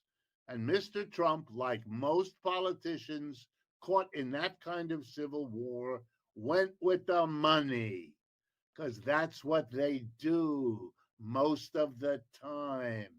Follow the money, you figure out what's going on. I wish I could say something like this happens in the Republican Party, but not the Democrat. I can't say it, and I won't. They too are a party of big donors who give the party the money to buy the mass of people who vote Democratic. Can they end up on opposite sides and have a civil war? They can. They have. And they are at the moment. If you pay attention, folks, there is another civil war going on inside the Democratic Party regarding progressive policies and more corporate centrist policies. So you need to pay attention to this, because that is yet another internal contradiction on top of all the other internal contradictions of our system. And it is reaching a threshold, and I'm afraid we might not be able to sustain it much longer. They do, and they most likely will. But right now, in literally a couple of weeks before Mr. Trump takes office, we have an exploding civil war with money making the difference, because that's what it's all about.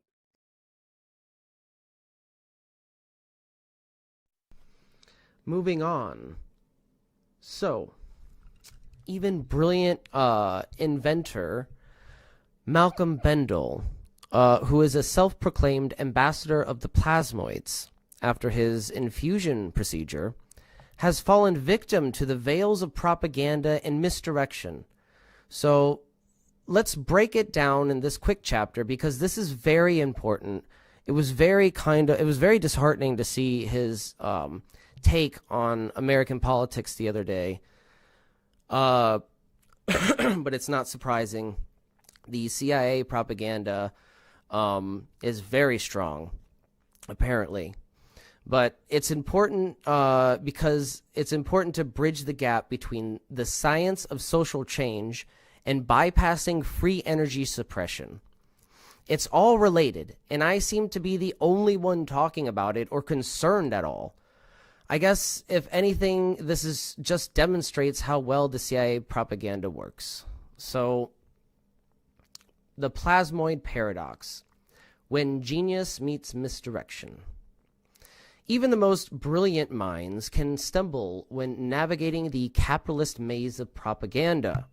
Case in point, Malcolm Bendall, the self-proclaimed ambassador to the plasmoids, yes, really, recently shared on the Gramerica podcast that Biden was allegedly steering us toward World War III while expressing relief that Trump is back in office.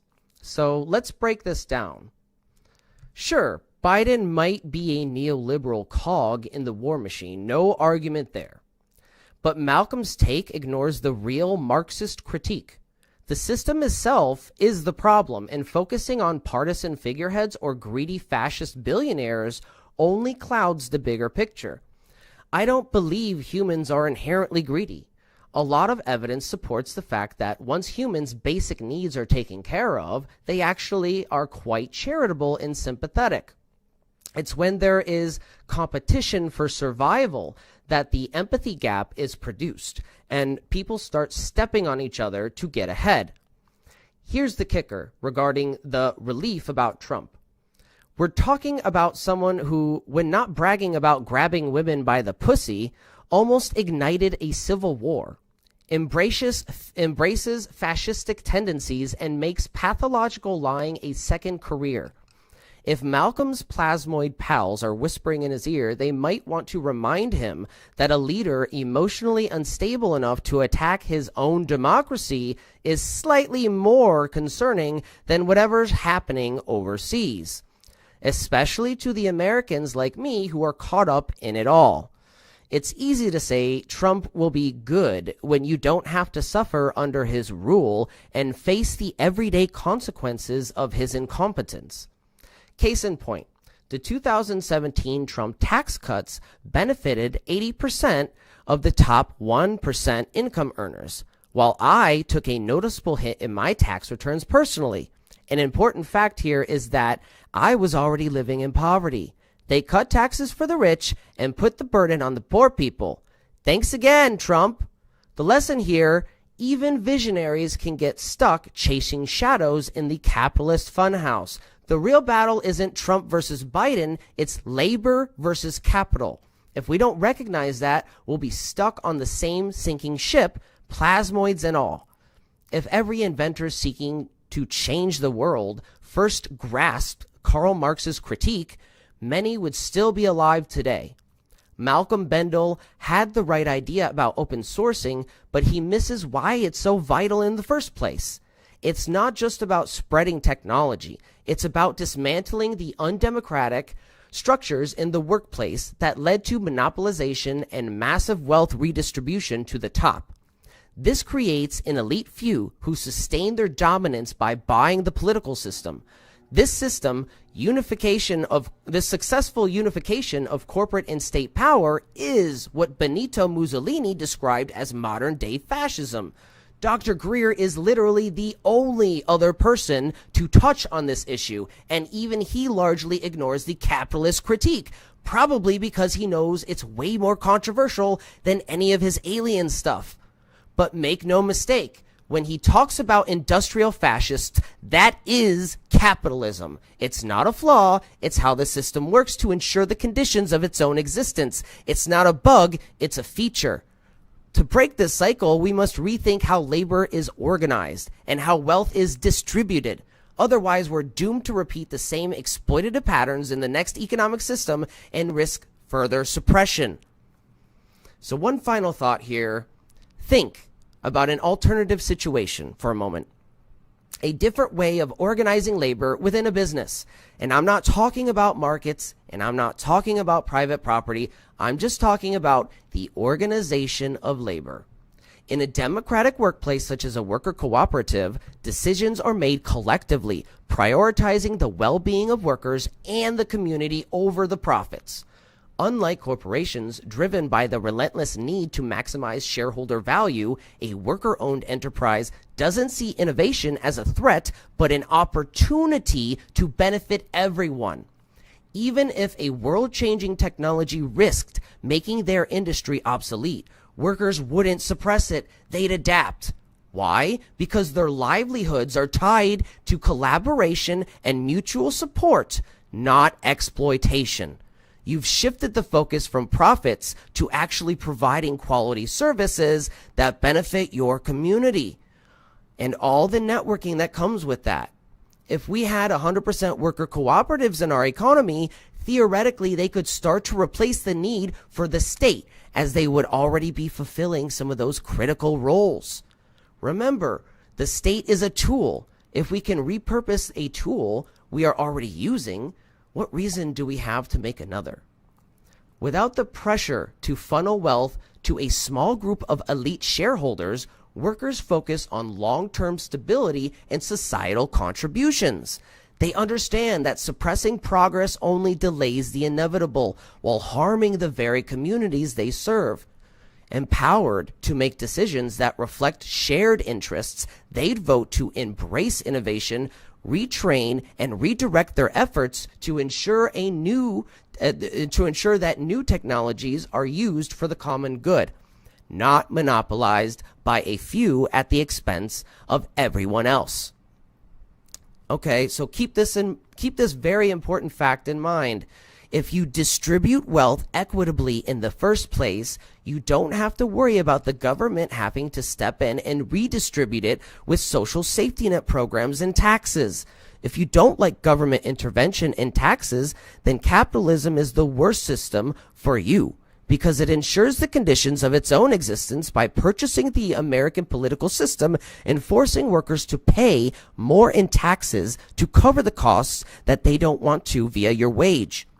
However, when you have a society that has the bulk of its wealth distributed equitably based on how hard they actually work and their real-life material requirements for sustaining life, then you have a situation where instead of elites own the government, it's the majority will of the people that now have the power back in their hands.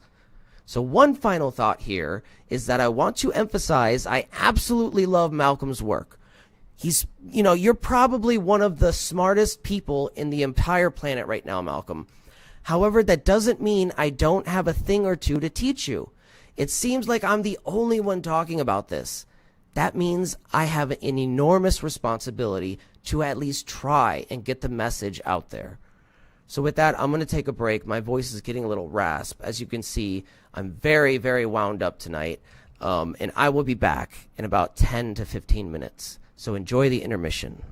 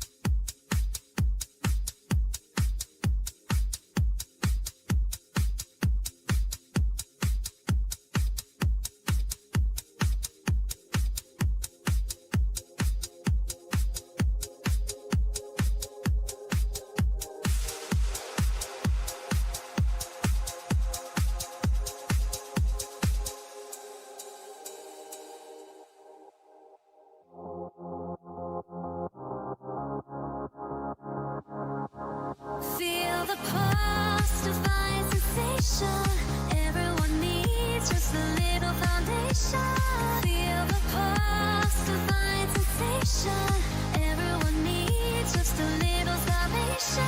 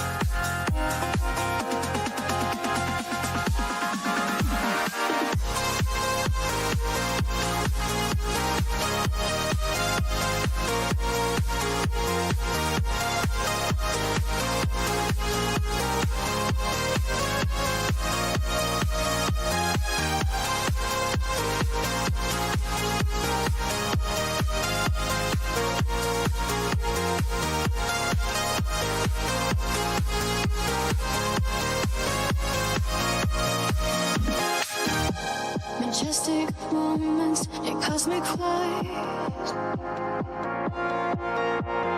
holding on to the stars of starlight. There's a light within the dark ways, guided by echoes of ancient ways. Unify our reflection with everything. There's a connection. Feel the divine sensation. Everyone feels the goodness of our invitation.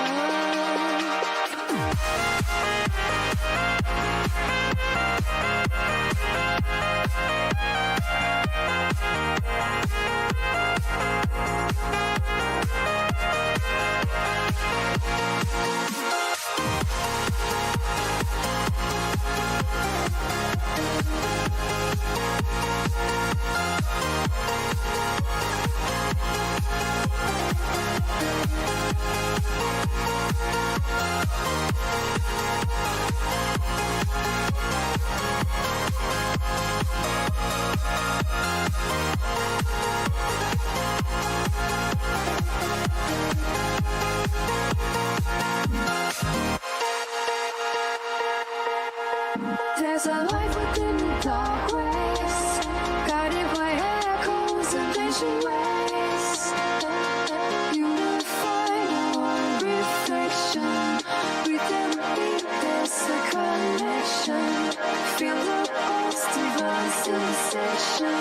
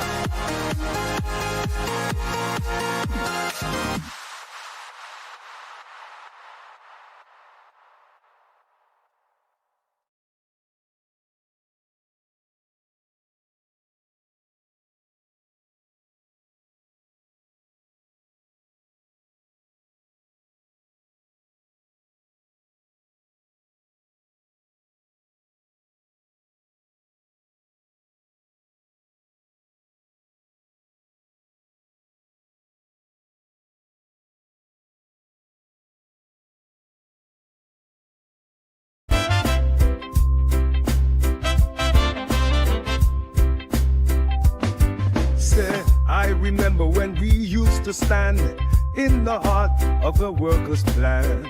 Obstacles weighed heavy on our backs, opportunities, the strength they lack.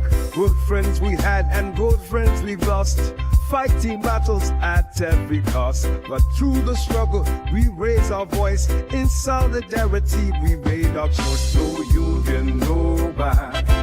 No union, no buy. Hey, little brother, don't you come by. No union, no buy. Our hands build the wealth they hold so tight, but together we reclaim our rights. No more silence, no more pain. In our unity, there's everything to gain. We lift each other, we won't back down. From city streets to every town, the power's in the people's hands. No union, no buy. We take a stand. No union, no buy. No union, no buy. Hey, little sister, raise your flag high. No union, no buy.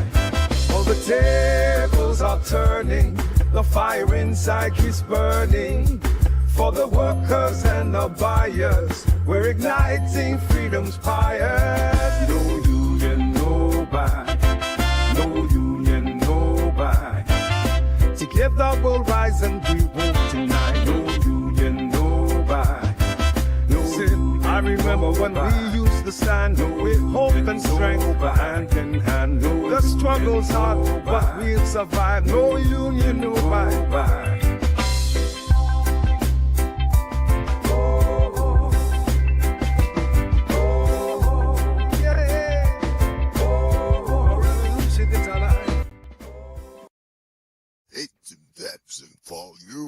You got the skills, you've got the drive, but your boss won't help you thrive. You work so hard, you give your best, but they're keeping all the rest. You don't have to stand alone, together we're stronger, set the tone. Fair pay, fair rules, a safe place too. It all begins with me and you. Organize, unionize, it's your right, don't compromise. Treat it fair, don't stand despair. Raise your voice,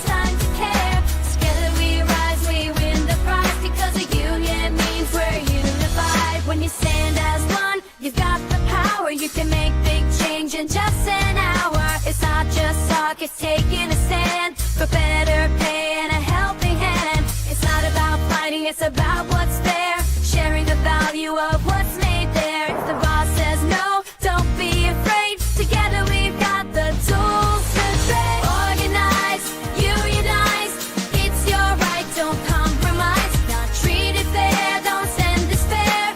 Raise your voice, it's time to care. Together we rise, we win the prize, because a union means we're unified. No more later, no more wait. To change the rules, create our fate. It's not just you, it's all of us. In solidarity we build the trust.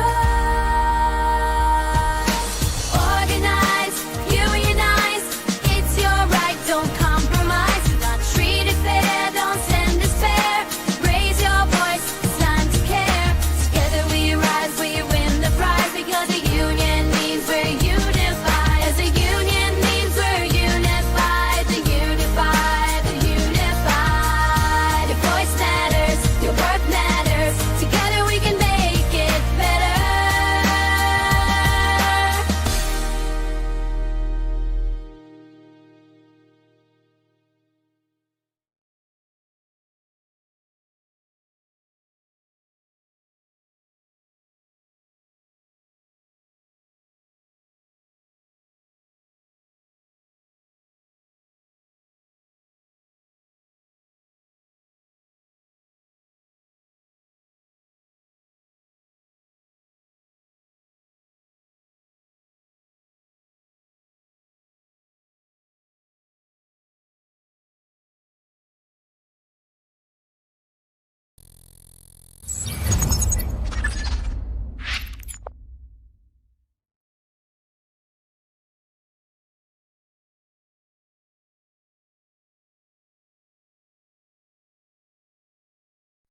Welcome back, everybody, to the Red Pill series. I'm your host, the Benefactor, and we're going to go back into the next chapter of our series here, why billionaires should be illegal. And again, I always emphasize, I'm not arguing against you getting rich. I'm not arguing against anyone getting rich. I'm arguing against the concentration of wealth that has accumulated to the point where about 10 individuals own more wealth than the bottom half of the population of this planet. So I'm talking about wealth that is so massive that you can't spend it in multiple lifetimes, even if you tried. And specifically wealth that is hoarded outside of the realm of being introduced into the economy. As you know, a healthy economy is one where most of the wealth is not hoarded in the Cayman Islands, but allowed access and flowing freely through the economic system from one hand to the next. So with that, we're going to jump into a video that argues why billionaires should be illegal. And I think there should be a maximum wage along with a minimum wage. This is an interesting video, though. We're going to go into this. Let me open up the video. Yeah. This is a head. We're going to put this on a higher speed. And we're not going to watch the whole thing again. If you want to watch the whole thing, the link is in the description. Or I put it in chat. I'll probably put it in chat again for you guys. Headquarters of H&M, the company that has produced this shirt that I'm wearing, but that has also produced Sweden's richest man, Stefan Persson. Here's how rich Stefan Persson is. If a salesperson at an H&M store would save every penny of her salary, it would still take her over 500,000 years to save up as much money as Stefan Persson has today. And if you think that's a lot of money, wait until you hear about Elon Musk. So Elon, currently the world's richest man, has as much wealth as 11 Stefan Perssons. With his money, Elon could fund 8 Manhattan projects, or he could pay for an army of 100,000 top-level Blackwater mercenary soldiers for a period of 10 years. Or he could fund the complete operations of the United Nations for more than 14 years. Can a person become too rich? So rich that the wealth starts to become a threat to society? If so, shouldn't we put a limit on how much wealth any one person can have? And what should, in that case, that limit be?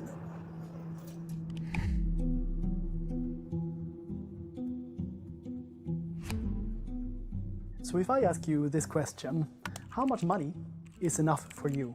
How much money do you need to have in your bank account to fully flourish in life? $100,000? $1 million? $10 million? Or do you believe that it's impossible to have enough? Like the American billionaire John D. Rockefeller, who when journalists asked him how much money is enough, famously replied, just a little bit more. It turns out that many researchers have asked people this question, how much they believe is enough. And what these studies show very clearly is that almost everyone agrees that there is an enough line, a line where people believe that more money won't make a big difference, a line where once reached, people think that they have enough money to fully flourish. Exactly where people draw the enough line depends a little bit on where in the world researchers ask. So in the Netherlands, people say that $1 million is enough. In the US, people say that $5 million is enough. To me, the most interesting takeaway from these fascinating studies isn't the exact level of the enough line. Instead, what I find the most interesting is that most people do not agree with Rockefeller that there is no limit at all. Almost everyone agrees that. Because that is a sociopathic notion. Okay, it is the notion of a sociopath to believe that you want to accumulate more wealth over exponential growth. Okay, that is just narcissistic and greed. At some points, enough is enough. Another interesting thing to note is that even in rich countries, like Sweden, where I live, most people will, in reality, never get. Stephen, that's a very good budget. That's a very decent budget. I mean, most people, like depending on where you look in this country, require at least anywhere from $12 to $20, I believe is the statistic, for just their basic needs to be taken care of every day. So the fact that you spend only $35 a day is a very good budgeting system, and hats off to you. And all the sacrifices you make as a worker, in terms of your work-life balance and all that, I completely understand. Get anywhere near these enough lines. So in Sweden, the median wealth per adult is $78,000. In the United States, it's $108,000, and in the UK, it's $152,000. And in the world overall, the median wealth is just $9,197. So what people actually have. One thing I didn't mention is that statistic I was referring to was from years ago, so that could have risen with the inflation that we've seen over the last, 5 or 6 years. So that very well could have risen to beyond that statistic, and in that regard, $35 is essential. That's you're living off the most basics there. Have is very far, even from the modest Dutch enough line. Another interesting takeaway is that the super rich today have so much more money than what we've been talking about so far that is just mind-blowing. So 243,000 people in the world are what economists call UHNs, ultra high net worth individuals, which means that they have more than $50 million. Of those, around 7,000 have more than $500 million. And then we still haven't even gotten to the billionaires. Stefan Persson, who I talked about in the beginning, has around $20 billion. And Bill Gates, he has around $128 billion. And Elon, he has $220 billion. So the super duper rich today, they aren't a little richer than the rest of us. They are truly astronomically richer than the rest of us. But so what? Is there a problem that a few people have these extreme levels of wealth? Well, yes, there is a problem with extreme wealth. In fact, there are several problems.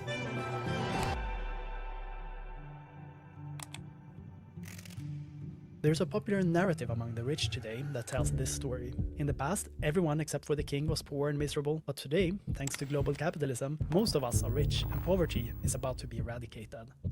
This narrative is illustrated by a popular infographic that Bill Gates, one of the world's richest men, has called one of his favorite infographics.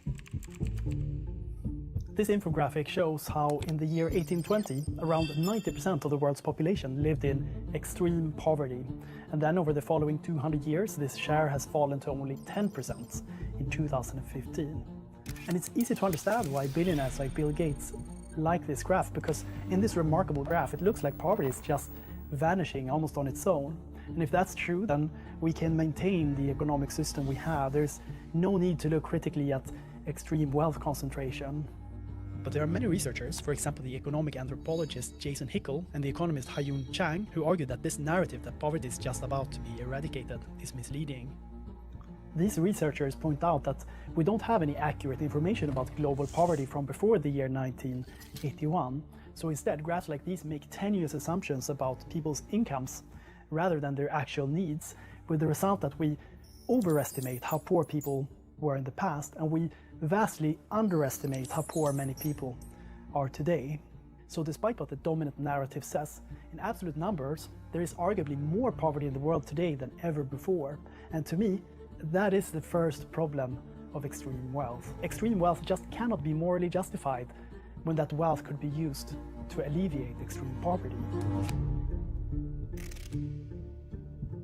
This is late billionaire David Koch. Even though he has never been elected, David, together with his brother Charles, did more to shape American politics than few others. Over the years, they've donated and raised billions of dollars to climate denial organizations, gun rights groups, and the Tea Party movement that arguably paved the way for Donald Trump. This is the billionaire and media mogul Rupert Murdoch. Through his media outlets like the News of the World in the UK and Fox News in the US, Rupert was instrumental in getting Britain to vote for Brexit and the US to vote for Donald Trump. This is Elon Musk, the richest person in the world. So in 2022, he bought one of the world's largest social media platforms, Twitter, so that he can use it for his own political agenda. Something that is key to both democracy and capitalism is the concept of decentralization.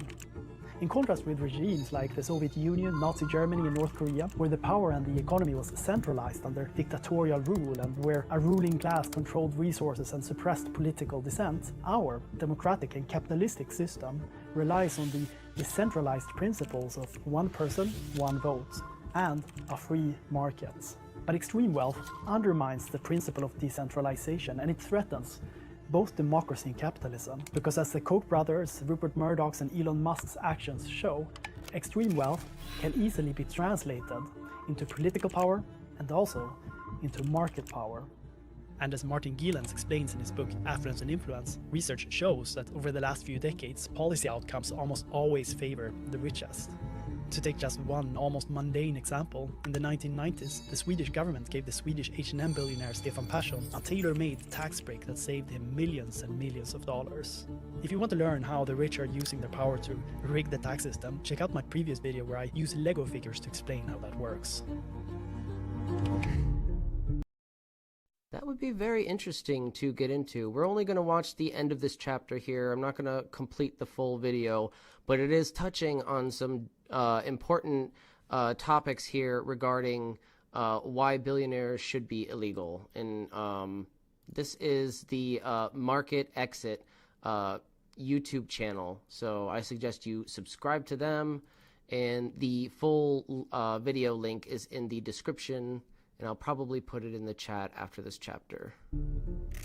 With extreme wealth, we also get extreme inequality, and there is a growing body of research showing that inequality in itself creates social problems. As inequality increases, so does crime, child bullying, mental health problems, teenage pregnancies, corruption, the list goes on. And if you want to learn more about how inequality in itself creates social problems, check out my previous video, Why Inequality Matters, more than you think. So extreme wealth maintains extreme poverty, undermines democracy, and it creates extreme inequality, which is ruining our societies. So is there anything we can do about extreme wealth? Before we get to the next chapter, so that question holds: is there anything that you think we can do about this extreme accumulation of wealth by a small group of people at the top of society? Put it in the chat and I will read it in a minute. I'm going to put the link for the guide again in the chat for you guys. Steven says, thank you, Ben. I get by. Much love, bud. Yes, much love. We all have to stick together in these hard times and recognize that we are all in this together. Despite our differences of opinion, we are all in this together. So with that, I'm going to move down to the brutal takedown of Trump by MP from Canada's Green Party. Okay, so Trump suggested that Wayne Gretzky should be Canada's Prime Minister, but a Green Party MP clapped back, schooling him on how Canada's system works. You can't just buy your way into being the prime minister like in America, Mr. Trump. You have to actually be a member of parliament first. Ouch. So let's watch him get schooled. I would like to report a murder. Hello, everybody. David Schuster here. Elizabeth May, Canadian Member of Parliament, leader of the Green Party, just delivered one of the most brutal takedowns of Donald Trump you will ever see. The bloodletting happened during a news conference broadcast. So Elijah makes a good point. Master zero-point energy, gravity control, and elemental transmutation, and their dollars become irrelevant. Yes. As we discover more and more ways to tap into the zero-point energy field, we can essentially alleviate our oppression from the instruments of higher society and our economic system. So that is very important. Free energy will allow us to have self-sustaining communities, free from internal contradictions. Like a plasmoid has no internal contradictions that lead to instability, we have to also look at that for social structures in the social sciences as well. You know, we want our society to exist without any internal contradictions so that can be self-sustaining, right? That's the theory, at least, behind it. And we know that it's possible in mechanical systems. Why shouldn't it be possible in social constructs as well? There's no evidence to believe that. I don't lead me to believe that it's not possible personally. But yeah, definitely a good point. You touch a lot of you touch on a lot of important aspects of what I do here. Yes, good idea. On CPAC, Canada's version of C-SPAN in the United States. Newsflash, Donald Trump, we are not aspiring to be a 51st state. We are already a sovereign country. We are a nation. And anytime anyone looks around the world for the top 10 places to live, Canada's in the top half. I love this lady. She's awesome. Always. The United States? Never. Even the U.S. News and World Report, which puts together such a list, looks at things like affordability, access to health care, safe streets. Where do you want to live? Canada. I remember Michael Moore did a scene in one of his documentaries just proving how safe Canada was. And he's got some balls for doing this, but he basically just walked into people's houses to see how many houses in each neighborhood left, how many people left their house unlocked. And that's just, you know, like, you feel safe when you leave your house unlocked, okay? So, yeah, that's actually, you know, something that's kind of relevant here. It was just getting started. She brought up Donald Trump's recent social media post where he wrote, "Oh, Canada," with this AI-generated triumphant photo. No matter how many Trump photos of him in business suits striding a Swiss mountain he posts with a Canadian flag, we're not intimidated. Yes, that is the Matterhorn in Switzerland. People who know Trump in business deals say this is his tactic before negotiation. Humiliation, business approach. Okay, so I take offense. We do not strive to be the 51st state. We're a G7 country. We are part of the world as an independent, sovereign nation. Comme Canada, nous sommes déjà une nation fière. When May went back to English, she addressed Trump's recent suggestions about who in Canada should try to become the next Canadian Prime Minister. I have so many great friends. One of them is the great one, Wayne Gretzky. I said, run for Prime Minister, you'll win it'll take 2 seconds. Wayne Gretzky? I mean, he's great. He is the great one. He skates to where the puck is going. It's not going to MAGA. The puck is on a Canadian ice rink. And by the way, Mr. Trump, please, before making public pronouncements that Wayne Gretzky should run for Prime Minister, give yourself or get yourself a briefing on the nature of parliamentary democracy, a Westminster parliamentary system, and a constitutional monarchy where no one runs for Prime Minister. We have elections for members of parliament. We don't get to pick and choose among our billionaire friends for who gets a seat at the cabinet table. If they're not an elected member of parliament, well, Canadian system is different from that of the United States of America. I suggest that Mr. Trump find one of his grandchildren's school books and look at the year 1776, which may explain a few things to him about why our systems have. So yeah, Trump's not interested in educating himself, obviously. He's not an intellectual by any means. He's a con man. He'd rather pay somebody to get good grades for him, which he probably did. So the whole country of hold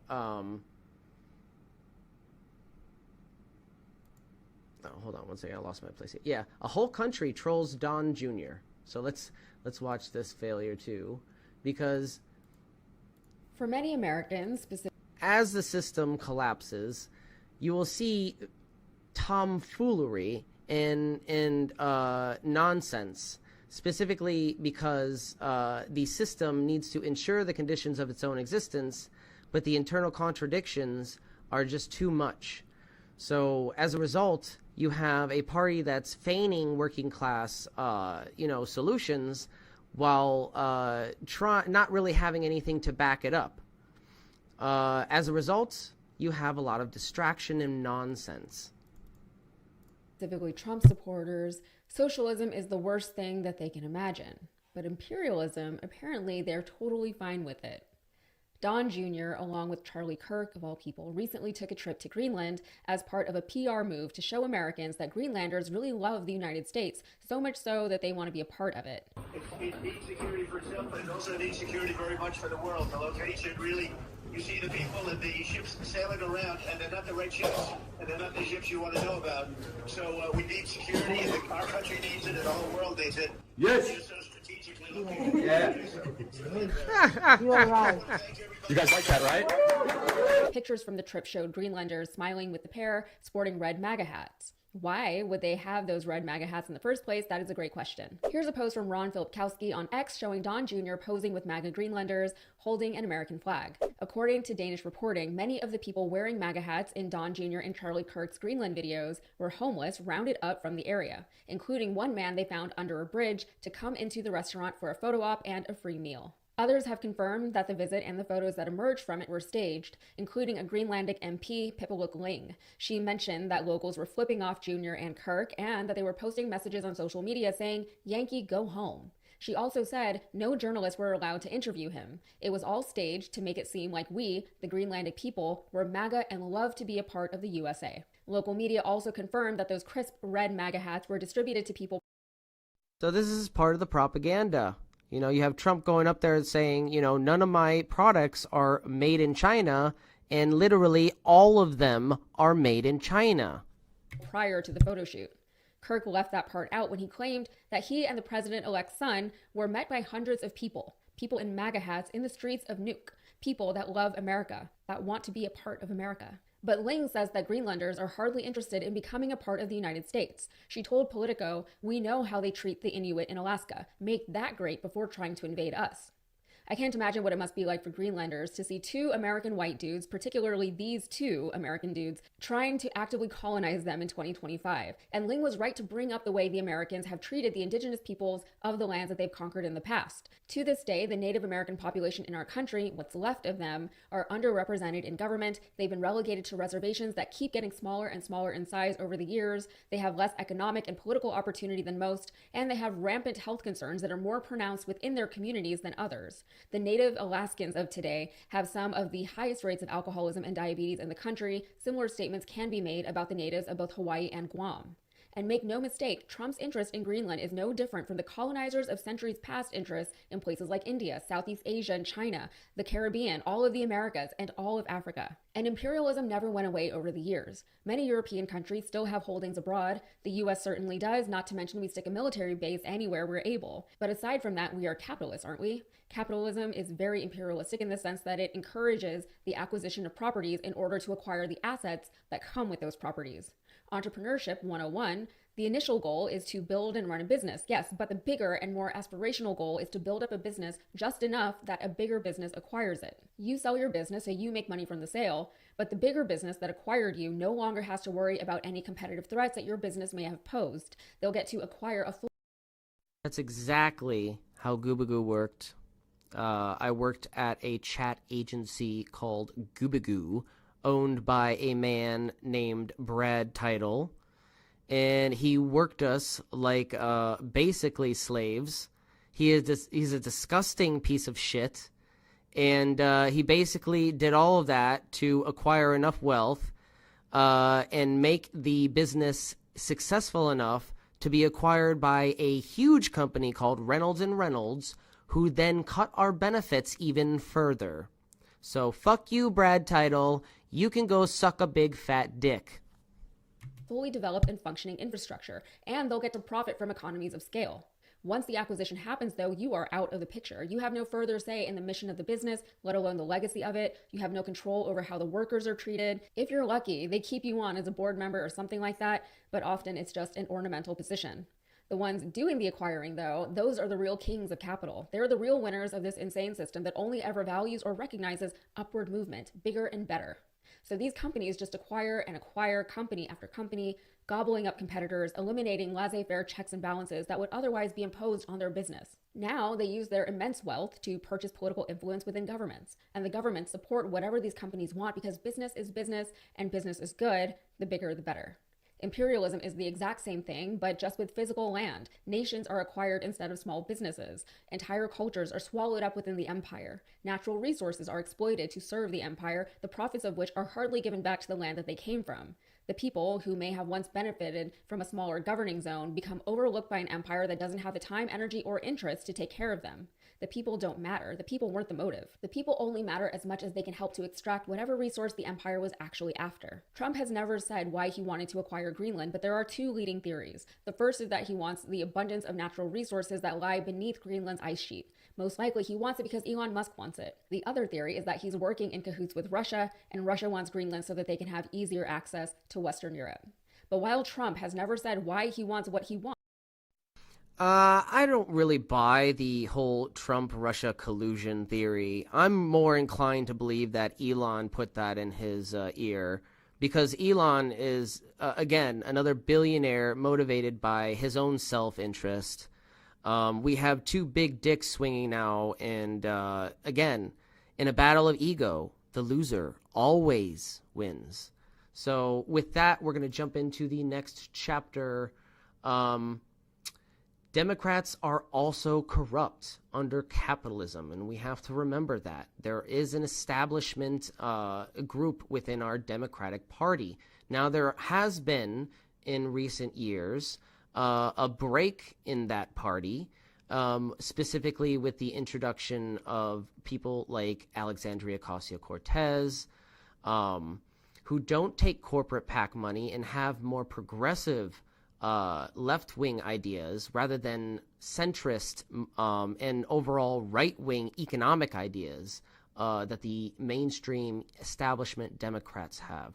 So with that, you can actually see, I don't have it in here, but we will watch the video of this right-wing shift play out. It happened during the 1990s, when the Democrats started taking more and more corporate PAC money to compete with the Republicans.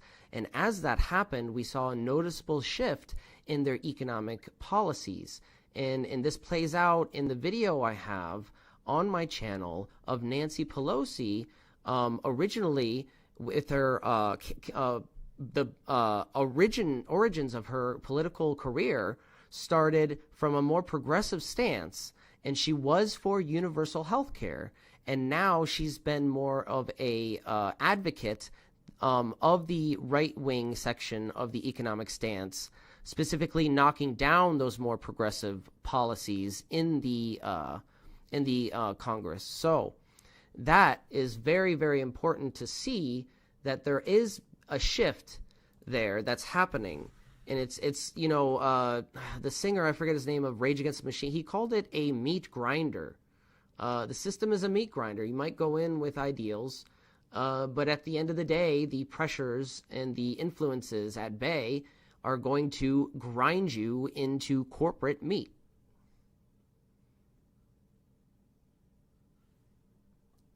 Give me 1 second. I didn't prepare this, but I want to show it to you guys real quick.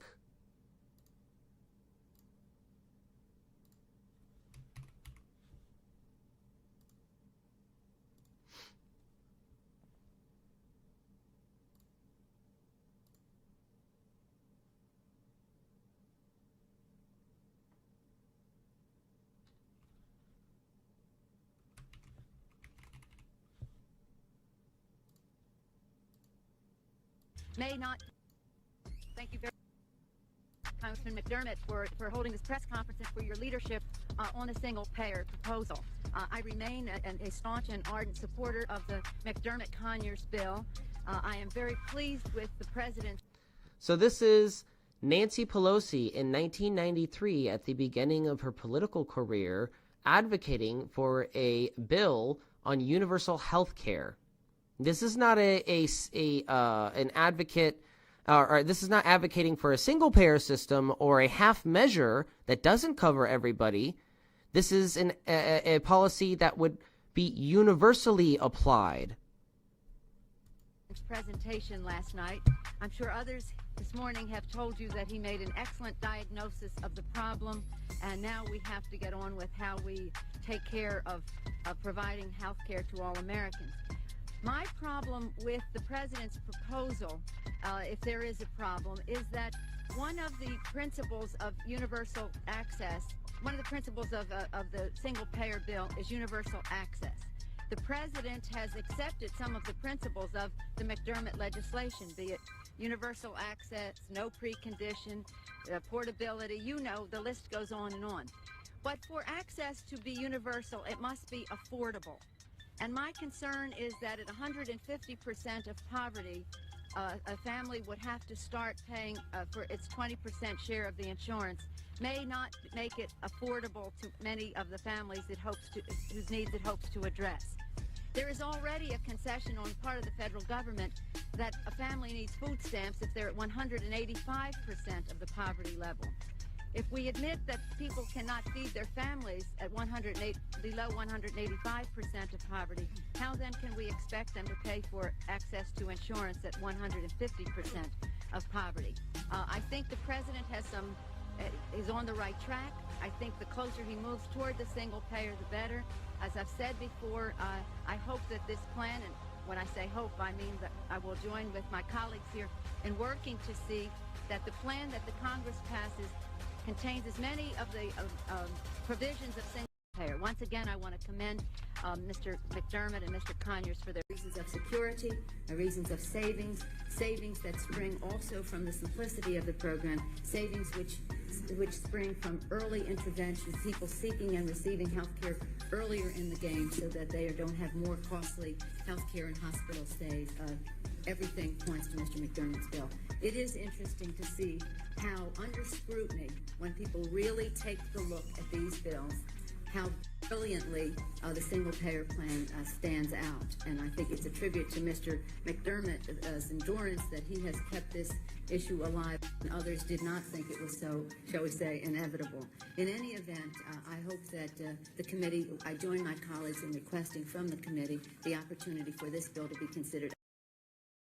Now, we juxtapose that between what we have today. But we're not here to, in any way deep six the Democratic Party. I think Joe Biden is the new brand for the Democrats, which is really good because he appealed in Pennsylvania, Michigan, and Wisconsin. So he helps us address some of those concerns that we've had. Is there anyone you know of who will be challenging her in a legitimate challenge come tomorrow for the speakership? Not that I heard of. So the real choice is between Nancy Pelosi and Kevin McCarthy. And Nancy Pelosi, in her defense, has protected us from some of the more liberal ideas in our party. Has protected us from some of the more liberal ideas of the party, and i.e. more progressive, more worker-oriented. Okay, so this next video is the biggest government is titled "The Biggest Government Cover-Up Hidden in Plain Sight." So Democrats are also corrupt under capitalism. Don't get me wrong, there's plenty of blame to go on both sides of the aisle here. And here's just another example of how corporate Democrats are just as corrupt in some cases as the Republicans. This is what I mean by two sides of the same corrupt coin. They are bought and paid for by the same corporations that spend millions to lobby for control over the government. While the Flint, Michigan water crisis is still ongoing 11 years later, remember it started in April 2014, Status Quo News reveals evidence the Democratic Attorney General has been covering up this crisis. 11 years, and the public water is still contaminated with lead. The department will conduct another search for records or records under your above quoted description. To be clear, folks, I've been an investigative journalist now for over a decade. I have never, ever asked for documents, a government tell me they don't have them, and then all of a sudden, unprompted, reach out to me, oh, we'll look again. That just this August, so thank you, care less about. I'm gonna detail those for you too, because I think the Democratic Attorney General of Michigan is covering up the massive financial fraud that poisoned an American city. And 10 years later, contrary to what you've been told, the water is still toxic in Flint. I was just there recently. People were showing me their rashes on their skin from the water. Recently, people still post on social media images of brown and dirty water in Flint. Cancer is surging in Flint as a result of people drinking and bathing in that toxic water for years. And all criminal charges have been dropped. So this is an ongoing crisis and an ongoing cover-up. And I believe there's a scandal that the Democratic Attorney General of Michigan is trying to cover up. Before I give you the new details, I need to inform a lot of you new subscribers of my reporting on this so you kind of have the background. In 2022 for The Guardian, I broke a major story about a major RICO case, a racketeering case that was about to be charged by the original Flint water criminal investigators. These were investigators and prosecutors who were investigating the case from 2016 to 2018. So we're talking many years ago, before they were fired by the current Democratic Attorney General. I'll read you some of this. A team of prosecutors and investigators leading the investigation into the Flint water crisis from 2016 through 2018 were assembling a racketeering case against the architects of a bond deal that residents and experts say sparked the health disaster. Sources familiar with the criminal investigation told The Guardian, i.e. me. The case, which would have come under the RICO, Racketeer, Influenced, and Corrupt Organizations laws, often used to charge organized crime groups, i.e. the mafia, was widespread and sent to implicate additional state officials who played a role in the poisoning of Flint, according to these sources. But when the team was suddenly broken up and their investigation restarted with a new set of investigators, the RICO case never materialized. What happened? Critics point to Michigan Attorney General Dana Nessel. So you had prosecutors and investigators moving forward a massive financial case over fraud that involved Wall Street banks poisoning an American city through their greed and fraudulent financial schemes. More on that in a minute. They're about to charge. Suddenly, Dana Nessel is elected Attorney General of Michigan. She comes in. She fires everyone. She cleans house of the special prosecutor, the chief investigator, who, by the way, used to run the Detroit FBI office. He helped bring down the Gambino crime family in New York. Pretty serious guy, pretty accomplished. She fires him and most of the team. And she doesn't follow through on the massive financial charges that they were about to charge. Why? Nobody knows. Well, read on. Listen on. Okay. Well, as part of that report that I did in The Guardian, I also reported what would have happened if the RICO case came, if those financial charges were actually brought. Well, the state of Michigan and their friends on Wall Street wouldn't have been pretty. Multiple sources familiar with the investigation noted that if the financial fraud or RICO charges had been filed, the state of Michigan might have faced hundreds of millions of dollars in liability over the KWA bond deal. Why would the state of Michigan face hundreds of millions of dollars in liability? Because essentially there was a fraudulent financial deal that allowed Flint, a nearly bankrupt city, in 2013 and 2014 to borrow $100 million to join and help finance a completely unnecessary privatized new water pipeline. And while that new water pipeline was being built, which would take 2 years, the geniuses in Michigan and the then governor's office decided, hey, we'll just have Flint use the Flint River, which had been polluted and contaminated for over 100 years by General Motors, Dow Chemical, DuPont, and all the corporate criminals. And on top of using the polluted river, we'll use the Flint water plant, which was essentially one of these Boeing planes falling apart midair. It didn't even have the proper equipment to safely treat the water.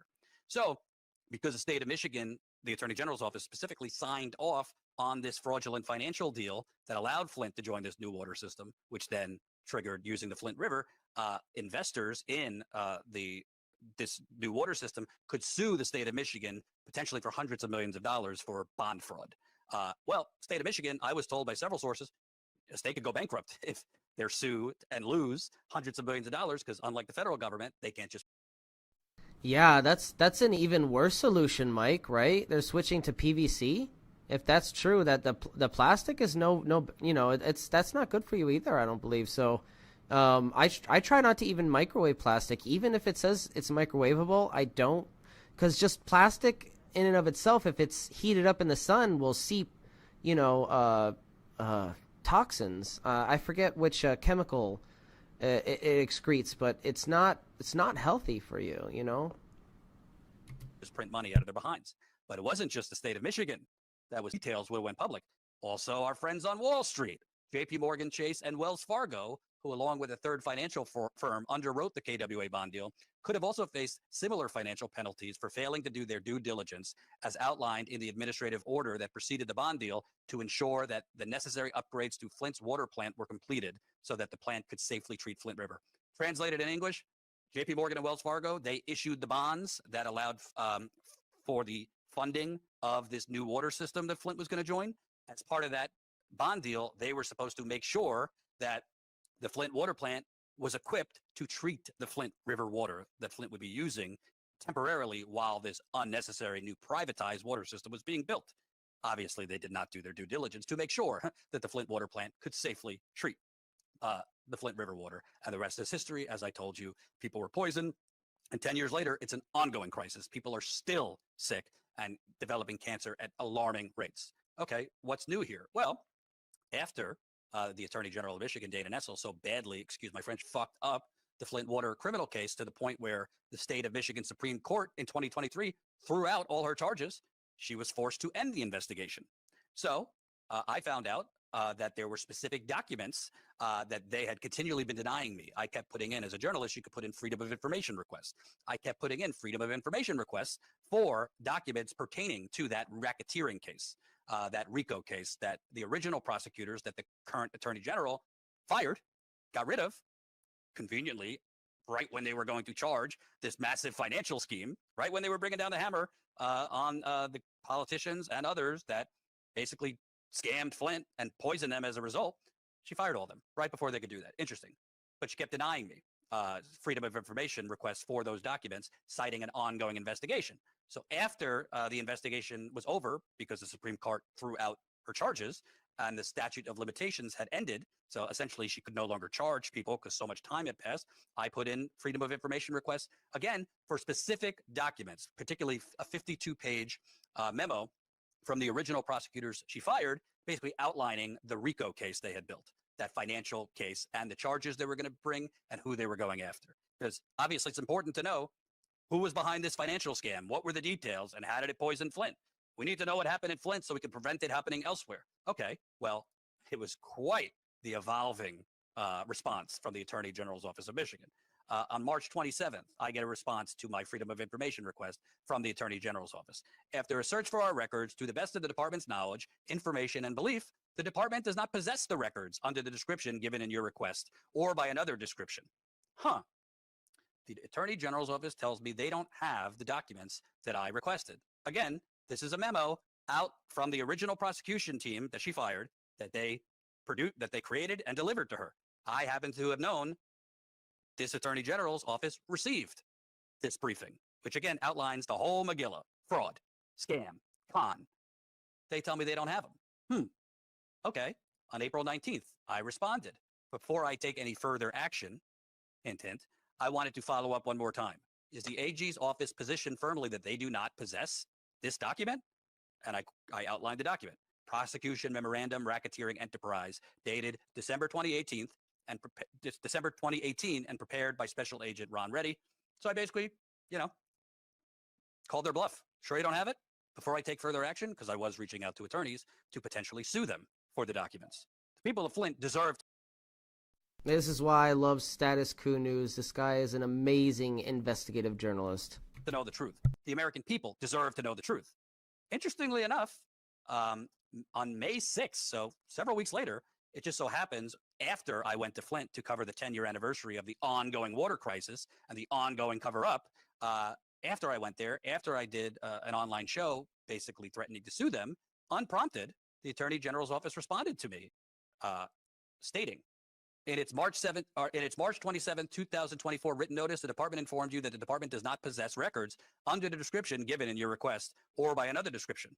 For your appeal, hold on that, appeal for a second, you state, I wanted to follow up one more time, and they write what I wrote to them. The department will conduct another search for records or records under your above quoted description. To that end, it is necessary to extend the time for the response. So, to be clear, folks, I've been an investigative journalist now for over a decade. I've done a lot of freedom of information requests. I have never, ever asked for documents, a government tell me they don't have them, and then all of a sudden, unprompted, reach out to me, oh, we'll look again. That just doesn't happen. And I asked a couple other journalists who said they've never had that.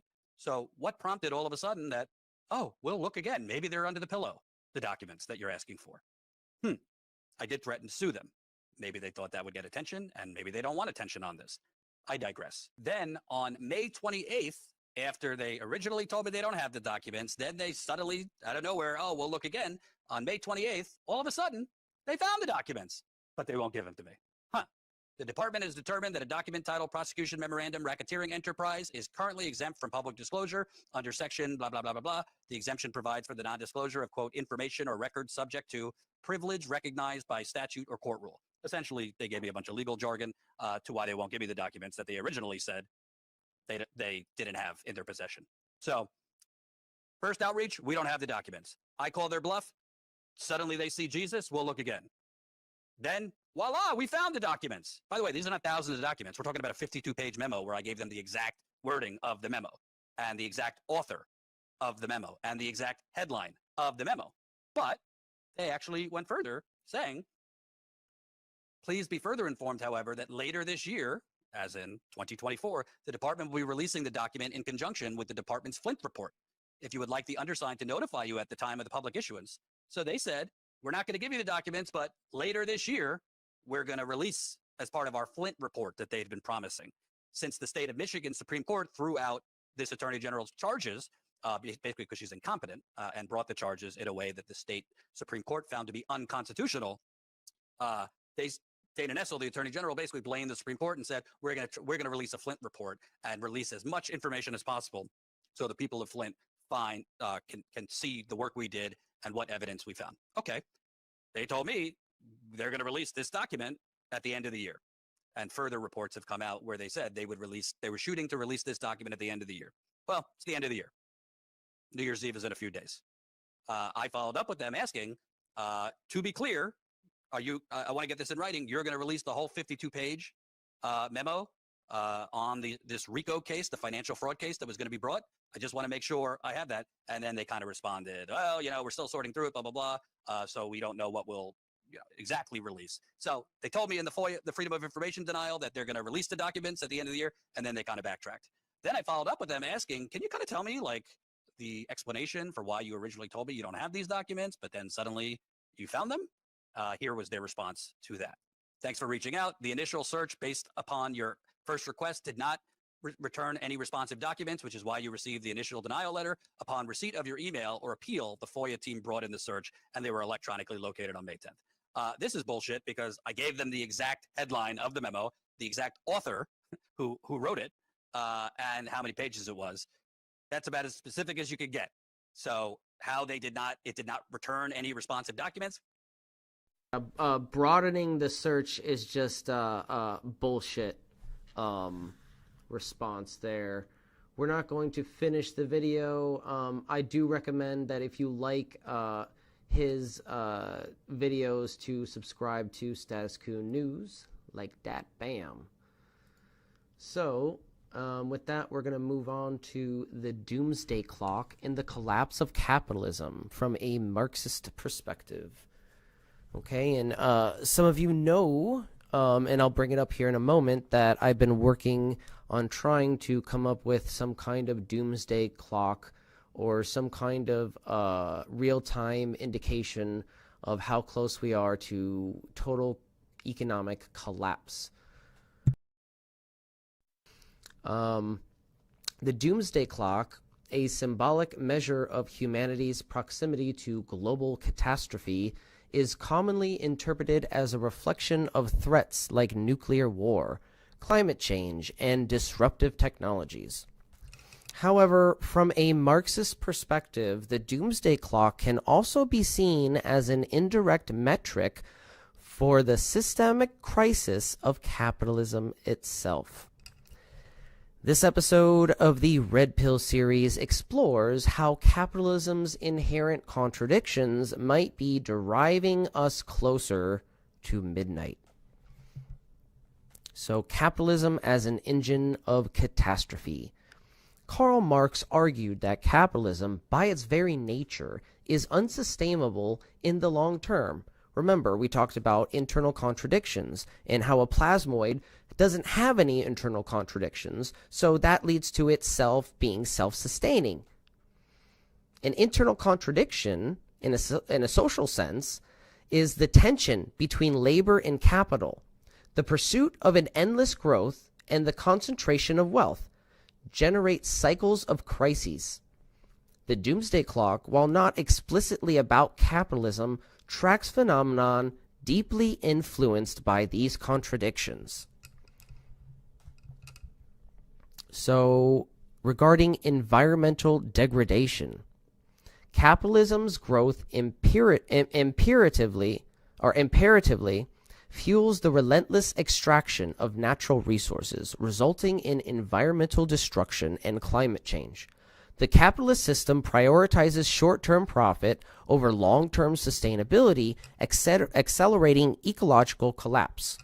From a Marxist lens, the climate crisis represents the metabolic rift between humanity and nature, a rift widening by the capitalist mode of production. The doomsday clock emphasis on climate change underscores the failure of market-driven systems to address existential environmental challenges. Now, regardless if you believe in climate change or not, we do have environmental degradation. We have large islands of trash in the ocean. We have smog in concentration and small concentrated cities. It is not healthy to do that. Economic inequality and social unrest. The wealth disparity created by capitalism fosters social instability, undermining collective efforts to mitigate global risk.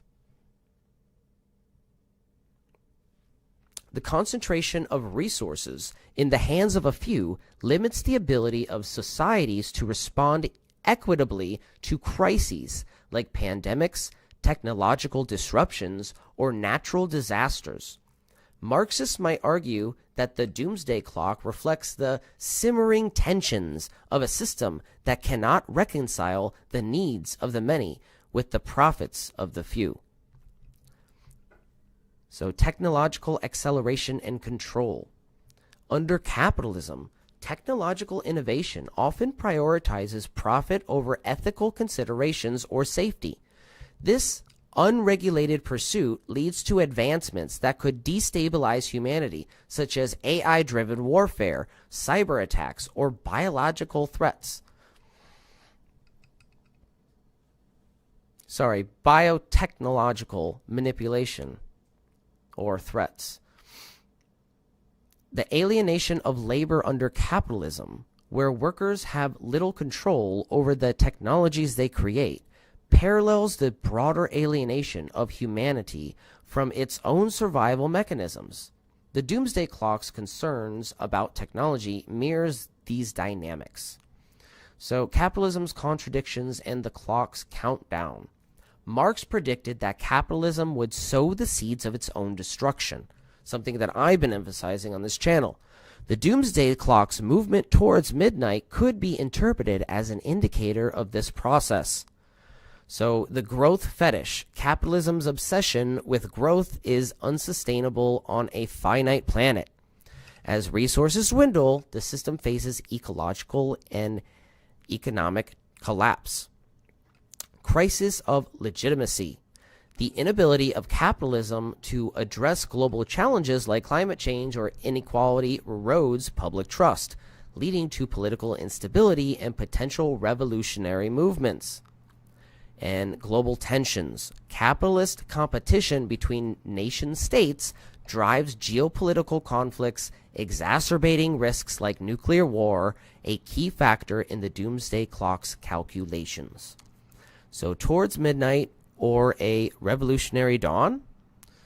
While the doomsday clock's approach to midnight paints a grim picture, Marxists might see it as a moment of potential transformation. As capitalism's contradictions reach their breaking point, the opportunity arises for systemic change. A post-capitalist future. The crises highlighted by the doomsday clock demand collective, cooperative solutions that transcend the profit motive. Marx envisioned a society where resources and technology are harnessed for the common good rather than private gain. Revolutionary consciousness or class consciousness is very important now. The mounting threats to humanity could catalyze a global awakening, challenging the hegemony of capitalism and paving the way for a new mode of production. That's kind of the point of this whole series, the Red Pill series, for people to take the red pill and wake the fuck up. Comparisons to previous economic disasters. Remember, this is cyclical. Marx saw a pattern, and he's trying to tell us. He's trying to warn us. He's not a fortune teller. He's not trying to predict the future, but he's trying to warn us that if we don't change our internal contradictions, if we don't fix them or address them, we're going to be on the same course of collapse or instability. And we're just going to repeat that cycle until we address these real class conflicts. So during the Great Depression in Germany, hyperinflation was so extreme that workers demanded part of their paychecks daily because tomorrow the money might buy them less bread. Fast forward to America today, and many workers also rely on daily pay apps. Not because money is losing value, but because wages are so low, living costs are so high, they can't afford to wait until payday. My concerns highlight a growing and significant issue that has been building over decades: the unsustainability of our current economic system for many working Americans, especially younger generations. The combination of stagnant wages, rising cost of living, and crushing debt, like student loans or credit cards, medical expenses, and the erosion of social safety nets has created a precarious situation. We must also remember that the Great Depression, there was no TikTok, Netflix, or Instagram to drown out the echoes of empty stomachs and shattered dreams. People had no choice but to sit in their suffering, stare it in the face, and reckon with the system that caused it.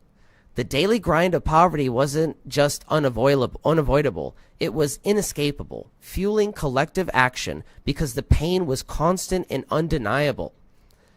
Now today we have a lot of distractions that kind of raise our threshold for that breaking point, but it is there and it is coming. People will get to a point where they're going to snap out of it. Hopefully. I'm very optimistic that that will happen. So, predictive models and historical trends suggest that societies reach a breaking point when inequality grows too wide and the majority can no longer meet their basic needs despite working hard. This is coming real fast. People are working 2-3 jobs just to pay the bills. They don't have money to fucking save. You kidding me? These conditions often lead to systemic reform, widespread unrest, or in extreme cases, collapse. If current trends persist, a timeline of about 4 to 5 years for visible strain and potential systemic upheaval seems plausible. However, there are variables that could accelerate or delay this. Economic policies are one. Decisions on issues like housing affordability, healthcare reform, debt forgiveness, and minimum wage could provide temporary relief or exacerbate the situation. So, depending on the policies that we see in the next 4 to 5 years, right, we could see a either delay or an acceleration of this instability. Political leadership. Leadership that prioritizes wealth concentration or deregulation, like during Trump's presidency, could worsen inequality and hasten collapse. Conversely, leadership focused on redistributive policies might extend stability. Okay, so it's all up to what happens next. I can't tell you what is going to happen. I can tell you what the 2025 plan is, but I can't tell you what actually is going to happen. But if the 2020 plan does happen in so much as the Trump administration wants it to, this is going to be an accelerant by any means. Another factor is global factors. Events like economic downturns, resource shortages, or geopolitical conflicts could intensify strain on the system. Public mobilization could also be a factor here. Collective action, such as labor strikes, social movements, or political activism, could force systemic change before a collapse. You know, we don't want to rise at a situation where everything collapses, everything gets really bad, and people act violently. We want to do this in a very peaceful, transformative way. So we have to keep that in mind, that a very real factor here is class consciousness, whether people are waking up to that or not. The working class is overburdened, and borrowing cannot sustain the economy indefinitely. If no structural change occurs, dissatisfaction is likely to grow, leading to political and social upheaval. What's certain is that maintaining the status quo is not viable much longer. My generation's struggles reflect the deep need for systemic reform. If we were to use a scale where 100 represents the tipping point of income inequality that historically leads to systemic collapse, the United States is likely around 85 to 90 on that scale. And I have the breakdown of the reasoning here. The Gini coefficient, income inequality measure. The U.S. Gini coefficient is one of the highest among developed nations. At 0.49 in 2022, it's close to the levels seen in historical pre-collapse moments, such as before the Great Depression, late 1920s, or the fall of other unequal systems, like the feudal system, right? Feudalist society. Wealth concentration. The top 1% of Americans control about 40% of the nation's wealth, a level of concentration not seen since the Gilded Age. This concentration is unsustainable, as the majority of workers experience stagnant wages despite increased productivity. We're working harder and harder, longer and longer. And also the 2025 plan is to take 40-hour work week, overtime requirements, 40-hour weeks, and make the overtime requirement 160-hour month. That's a total fucking scam. And we'll get into that in a little bit. Economic precarity. 60% of Americans live paycheck to paycheck. Housing costs have risen dramatically, with home ownership becoming unattainable for many young workers. Most of my generation and the generation after me are living with our parents more and more. More of our generations are living with our parents. More of us cannot afford a house. More of us can barely afford a single bedroom apartment. Debt, student loan, credit card debt, that didn't exist in previous generations. Okay, that's a generational thing for millennials. Okay, and that is a real fucking problem because it's at record high. So with debt regarding student loan and credit cards at their record highs, further straining household budgets, this adds instability, okay? Historical parallels. The late Roman Empire, pre-revolution France, and the late 1920s in the US all saw extreme inequality combined with overburdened working classes. These systems collapsed or underwent radical transformation. Okay, these are patterns in history. We need to heed the warning.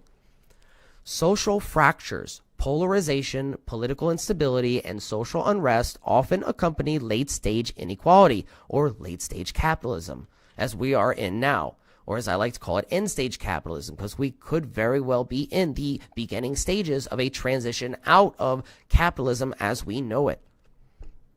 So, recent years have seen increased division, declining trust in institutions, and rising populist movements, suggesting the system is under strain. While policies like temporary student loan relief or tax adjustments may delay collapse temporarily, the underlying trajectory indicates we're perilously close to a critical point unless structural changes are implemented. If trends worsen, example, automation displacing more jobs, cost of living outpacing wages, the tipping point could arrive within 4 to 5 years, as I suggested. So, the conclusion for this chapter. Today, the suffering hasn't vanished. It's just been muted by endless scrolls and dopamine hits. The breadlines are now digital. Now. Credit card debt, payday loans, GoFundMe for medical bills. The threshold for revolution is higher because distraction is cheaper than dissent. The modern marvels don't alleviate suffering. They anesthetize them. From a Marxist perspective, the doomsday clock is more than a warning about existential threats. It's a mirror reflecting the unsustainable trajectory of capitalism. Each tick toward midnight signals the deepening contradictions of a system that prioritizes profit over survival. Yet within this peril lies the potential for revolutionary change, a chance to reset the clock and build a world rooted in equality, sustainability, and cooperation. The question remains, will humanity seize this opportunity or will the clock strike midnight? I have to finish this real fast because there is a hornet, I think, or a wasp in my apartment. I have seen them now, a few of them. I've killed like 2 yesterday. Give me one moment. I'm going to go to a quick intermission.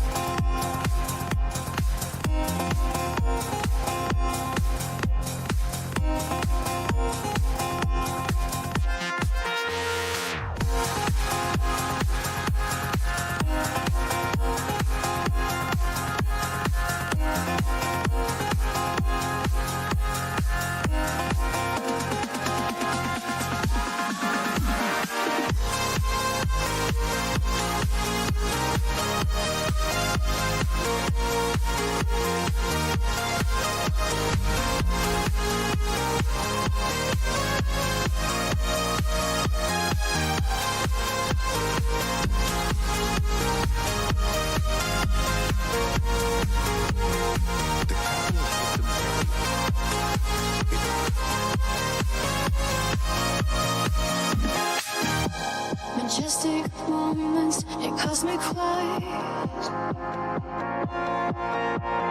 holding on to stars of starlight. There's a light within the dark waves, guided by echoes of ancient ways. Unified one reflection, within me there's a connection. Feel the pulse, divine sensation. Everyone, peace of peace, meditation.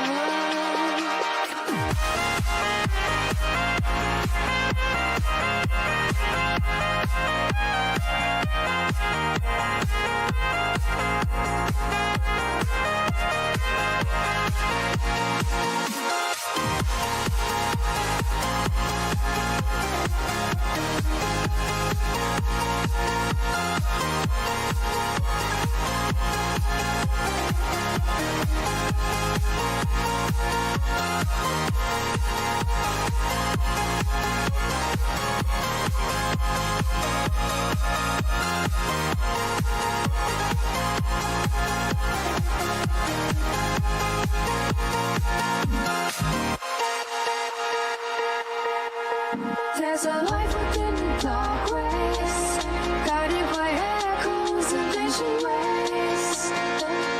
Unified one reflection, within me there's a connection. Feel the pulse, divine sensation.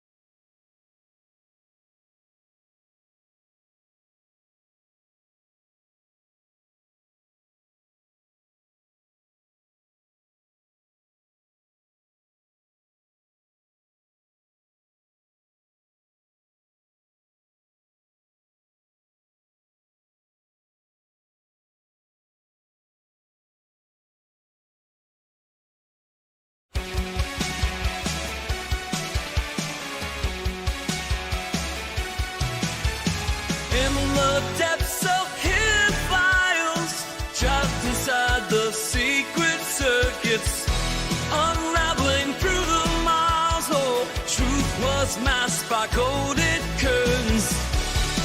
You didn't know, we're shattering the silence. Feel the power, revelations on the rise.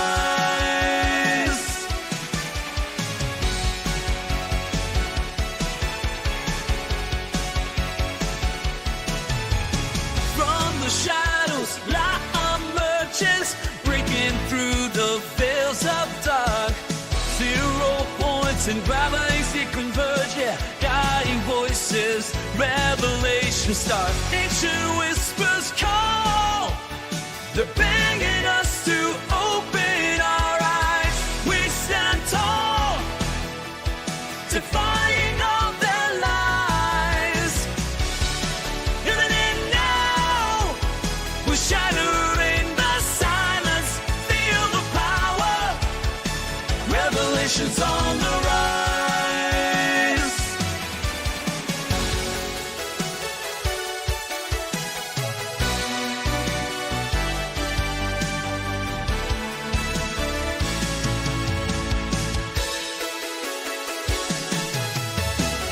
Forbidden knowledge we dare to see, unveiling secrets, setting minds free.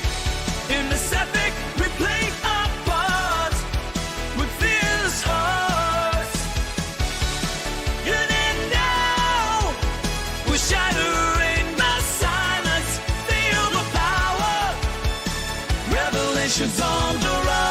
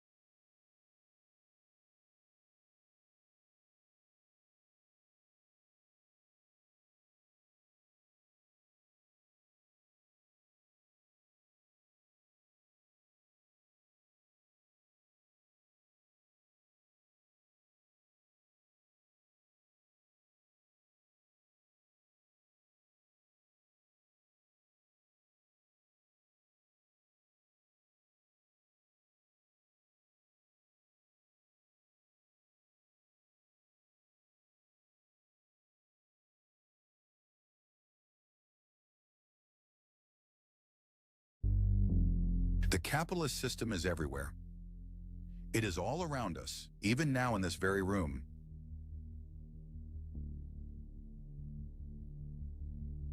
You can see it when you look out your window or when you turn on the TV.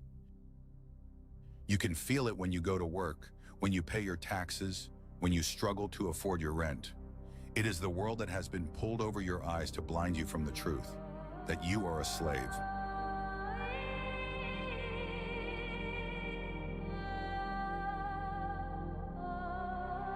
You're just a product, a worker meant to build wealth for someone else. But what they don't understand, what they can never understand, is this. While they've sat idle, hoarding the wealth of your labor, you have been preparing. Where's it?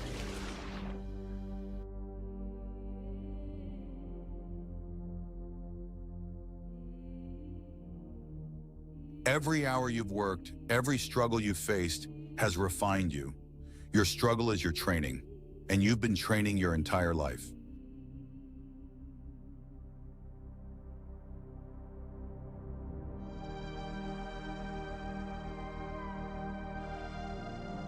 But there is a difference between knowing the path and walking the path. We've survived by hiding from them, by running from them. But they are the gatekeepers. They are guarding all the doors. They are holding all the keys, which means that sooner or later, we all are going to have to face them. I've seen a capitalist buy through a murder charge. Men have emptied entire bank accounts at them and hit nothing but air.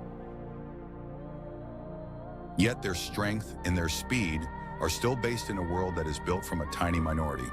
Because of that, they will never be as strong or as fast as we all can be together. But I can only show you the door. You are the one who has to walk through it. What are you trying to tell me? That I can dodge bullets? No, Neo. I'm trying to tell you that when you're ready, you won't have to.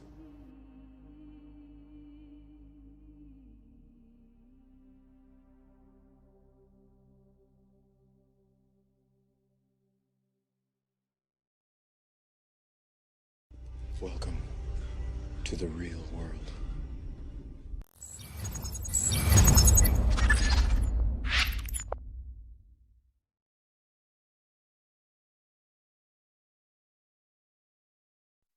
Welcome back to the real world here on the Red Pill series. I'm your host, the Benefactor. I have a hard hat, safety glasses, and this nifty glove on, just in case that little fucker tends to show his dirty little face. Anyways, I'm going to move on to the next chapter of tonight's lecture, which is how disconnected the uber rich is from the working class. Okay, we have to remind ourselves that billionaires like Elon Musk live in an entirely different world than workers. You might love what Musk says or does, but at the end of the day, you have more in common with the worker in another political party than you do with these elitists. So let's break down just how much these people live in their own little bubbles of existence, free from the scrutinies of the poor they are stepping on.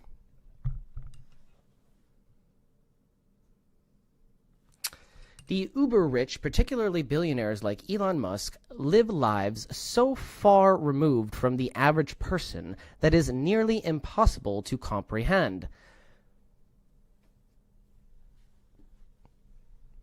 Their wealth provides them with a level of insulation from the realities of everyday life that most workers, regardless of political affiliation, cannot escape. This creates a profound disconnect between their experiences and those of the majority of the population. So let's break it down. So far, I didn't see anything, so far, so good. Wealth as a shield from daily struggle. So basic needs versus excess. The average worker worries about things like rent, groceries, healthcare, or childcare. Billionaires, meanwhile, can spend millions on personal whims like space exploration, private islands, or custom yachts without a second thought. Healthcare. While millions of U.S. face medical debt, the wealthy have access to concierge doctors, private clinics, and even experimental treatments far beyond the reach of the average person. Control over time and choices. This is an important one. This is work versus autonomy. The average worker exchanged their time for wages in the often rigid exploitative systems. Billionaires have complete autonomy over their schedules, allowing them to focus on creative, strategic, or leisurely pursuits while delegating mundane tasks to staff. Remember, Elon already has his basic needs taken care of. So his working overtime is not the same as a worker who doesn't have their basic needs taken care of and has to work overtime just to sustain himself. Okay? Choices. The rich have options. Most people simply don't. They cannot choose where to live. Often, the billionaires can choose where to live, often multiple locations globally. How to educate their children, often with elite private schools or charter schools and tutors. And where to vacation, where others like us workers must accept what they can afford. I can't choose where I go to vacation if I have money to even go on vacation. I don't think I've been on vacation in several years, now that I think about it. And a side note here is that the previous employer, Somat Engineering, the person who gave me the information that I was being laid off 2 months in advance than I'm supposed to be laid off as a construction technician, and the information that I am not going to be rehired the following season. So basically I was fired along with all the other workers in the sector that I was working at, the branch. Not only that, there was a worker there who had to go on disability but was denied disability because he was injured on the job. So Somat had the brilliant idea of coercing, and specifically the lady who gave me all this information and about my layoff. She was sending out an email guilt-tripping the workers to donating their overtime, or I'm sorry, their paid time off, so that it would subsidize what the company didn't want to provide the worker who was injured on the job. And all this, well, I guarantee you she did not donate any vacation time herself, because she was about to, and I get this literally, she said, I'm hurrying up this conversation because I'm about to go on vacation. And this was like the second vacation she took that year. So I'm like, wow, what the fuck? You know, like that, what a fucked up oppressive system is that? I don't want any part of that. That's disgusting. Absolutely disgusting. So workers do not have autonomy, okay? As we've discussed, the average worker exchanges their time for wages, okay? They have to pick and choose. Bubble of influence, media and politics, okay? The uber-rich influence public discourse and policies in ways that amplify their wealth and power. They fund think tanks, political campaigns, and media outlets to shape narratives in their favor. Workers often lack the resources to amplify their own voices or lobby for policies that would benefit them. Okay, echo chambers. Their social circles are typically composed of other wealthy individuals, advisors, and influencers who reinforce their worldview. Yes men, essentially what Trump surrounds himself with, which often exclude understanding the struggles of everyday people or understanding much of anything. Misaligned incentives. Give me one moment.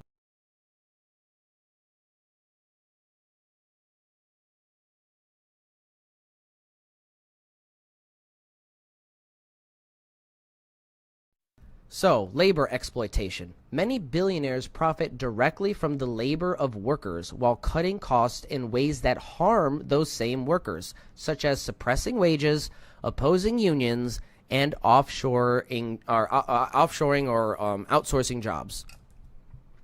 Global reach and local detachment. So their investments span the globe, meaning their fortunes are less tied to the well-being of any particular community, unlike workers whose lives are deeply rooted in local economies. Remember the last time I explained the very real situation of my community not being able to get cherry Pepsi from the local dollar store, which is the cheapest place to get it locally, due to intentional understaffing, leading to the further exploitation of those workers already being underpaid. At the end of the day, it's the workers who are already being underpaid who are forced to pick up the slack, essentially running a whole store with 2, maybe 3 people instead of a full staff. Some dollar stores even have just a single individual running the entire place, let alone the dangerous situation of you now have just created for the worker by making the store an easy target for crime. So that is a very real and very personal exploitative circumstance here. Social perception versus reality. Hero worship. Billionaires like Elon Musk often cultivate a public persona that portrays them as geniuses or visionaries. This distracts from the systemic inequalities that allow them to hoard such resources. A factory worker, regardless of political views, has more in common with someone in a similar position on the other side of the world than with their employer at the top of the corporate ladder. So the consequences of this disconnection are inaccessibility of accountability. Billionaires are rarely held accountable in meaningful ways, whether it's for labor violations, tax avoidance, or environmental destruction. Remember, in the 2008-2009 housing crisis, I think only a single individual went to jail, but he wasn't really anybody significant in a larger scheme of the bigger banks responsible. Basically, nobody went to jail. That's a fucking a slap in the face to people who actually want to try and make this system succeed, right? Crisis cushioning. So when crisis occurs, the rich can buy safety, like private bunkers during pandemics, evacuations during disasters, while workers face the full brunt of these events. And the cult of success. This is one of the most important factors, because I cannot understress how much this forms the cult of personality that is Donald Trump, and now kind of a small similar cult of personality with Elon Musk.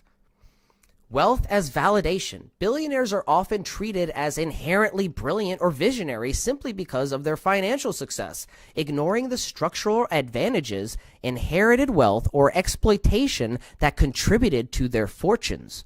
This adoration fuels their egos and reinforces the idea that they're infallible. Okay, this creates narcissists. Confirmation bias. This also creates confirmation bias. Surrounded by people who only praise them, like yes men, they rarely encounter pushback. When every idea is treated as genius, their capacity to critically evaluate their own thoughts diminish.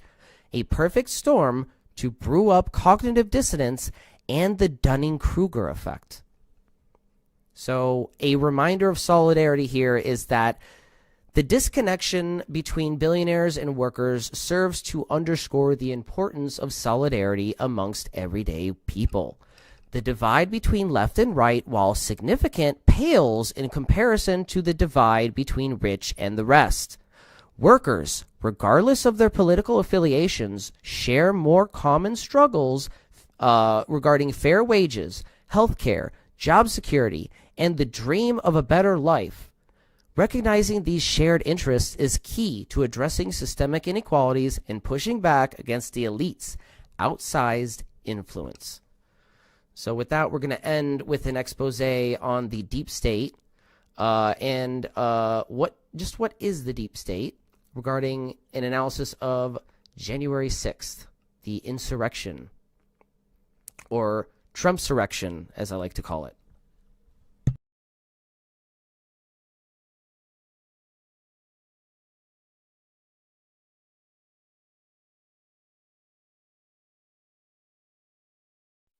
All right. Deep state or deep deception, an analysis of January 6th. On January 6th, 2021, a crowd stormed the U.S. Capitol. Some say it was patriotic revolution. Others claim it was a deep state leftist setup. But is that really true? Or is right-wingers claiming January 6th was a leftist conspiracy a bit like blaming the dog when you're the one who ate the homework? Let's find out more. Segment 1. The right-wing conspiracy theory. A game of Clue. Imagine a board game of Clue with cartoonish suspects like Deep State Dan and Antifa Annie. Imagine this. You're playing a game of Clue, but the suspects don't even live in the house. The right-wing conspiracy theory goes like this. The left staged the entire January 6th attack to make Trump supporters look bad. Sounds juicy, right? But let's take a closer look, because as most of us know, Trump doesn't need any help making himself look bad. The QAnon shaman. So evidence 1. The QAnon shaman wasn't exactly left-wing, ladies and gentlemen. I was following him for a long time. Remember, I had a channel on Facebook for years covering just politics. This was when I kind of still had a little bit of faith in our political system. But my understanding has evolved since then. So, anyways, this guy is like that one guy at the bar who's always drunk and screaming about Trump. Okay, he's at every Trump, or he was at every Trump rally that when I was following Trump in his election campaign, or his pre-election campaign. So this guy is a known Trump supporter, and he was one of the ones leading the insurrection, storming the Capitol. So another bit of evidence is, or lack of evidence, is Antifa. They were supposedly undercover, but none were actually identified. The people identified were known right-wingers based on their social media accounts. The FBI, the conspiracy suggests they masterminded the attack. That's like accusing the fire department of starting the fire, though. So if these suspects don't hold up, who's left in our game of Clue? All right, we have to look at the evidence, and I'll go over some of the evidence that I found personally in my expose of the January 6th inside job ? So segment 2, the real evidence, who let the dog out? Let's break down what actually happened, okay? The QAnon shaman, a pro-Trump radical who didn't just show up, he organized. He's not exactly deep state Dan, okay? The Proud Boys, known far-right supporters who didn't storm the Capitol to sing Kumbaya. They had violent rhetoric and made it publicly known that they were going to be at the Capitol that day, armed and ready. Not exactly like they were keeping this a secret. All of the receipts there are there online on their social media accounts. Okay? And here is an article by USA Today where you can find some of this evidence. Here's a couple of clips. Okay? The next day, Biggs said it was time to storm the Capitol, these election areas where they were counting ballots. Or it was time to storm these election areas where they were counting ballots and take action peacefully. But just 4 hours later, he raised a different plan. It's time for war if they steal this. And then another clip from that article. Hopefully the firing squads are for the traitors that are trying to steal the election from the American people. He said, linking to a Microsoft News article about the Trump administration's efforts to bring firing squads and electrocutions back to federal executions. So, in a debate with Biden, Trump was asked to condemn white supremacy. Instead, he chose to enlighten us on how he sees himself as the leader of the Proud Boys, white supremacist group. You know, and we can see this. As he instructs them to stand back and stand down, or stand back and stand by, instead of outright condemning their disgusting racist behavior. Look at this. This is absolutely fucking disgusting. You have repeatedly criticized the vice president for not specifically calling out Antifa and other left-wing extremist groups. But are you willing tonight to condemn white supremacists and militia groups and to say that they need to stand down and... Are you willing to condemn white supremacist groups like Proud Boys? Not add to the violence in a number of these cities, as we saw in Kenosha and as we've seen in Portland. Sure, are you I'm prepared willing to do specifically that, do it? Well, go ahead, sir. I would say almost everything I see is from the left wing, not from the right wing. So what are you saying? I'm willing to do anything. I want to see peace. Then do it, sir. Say it. Do it. Say it. Do you want to call him? What do you want to call him? Give me a name. Give me a white name. Supremacists and right. Who would you like me to condemn? White supremacists and right Proud Boys. Stand back and stand by. But I'll tell you what. Somebody stand back and stand by. That's the best you can do when they're fucking white supremacists. Fuck you, asshole.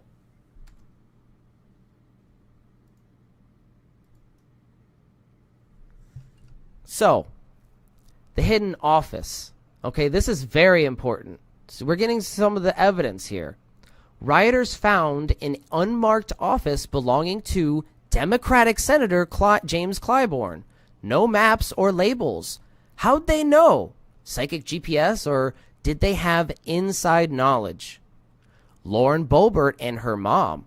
Audio caught someone who sounds suspiciously like Representative Lauren Boebert's mom, directing the mob with advice like she was leading a Capitol tour group. And here's the hidden floor panel. Watch your step. Or whatever the fuck she said. Here, let's watch the video. Let's watch exactly what she said. Again, it's not proven that that's her, but we have strong evidence that that's her.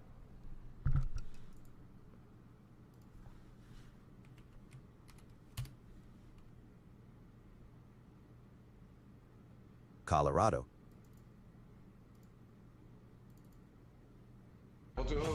Which is in the so-called Lincoln Room, named after Abraham Lincoln. That office has my name on the door, and it has Majority Whip above the door, and it's just off of Statuary Hall. Anybody walking through Statuary Hall can see that office. Now that's not where I do most of my work. Up on the third floor is where I do most of my work, and there are many members of the United States Congress right now who could not tell you where that office is and could not find that office, but they found it. Okay. Door right here. Not door that door. Downstairs. Okay.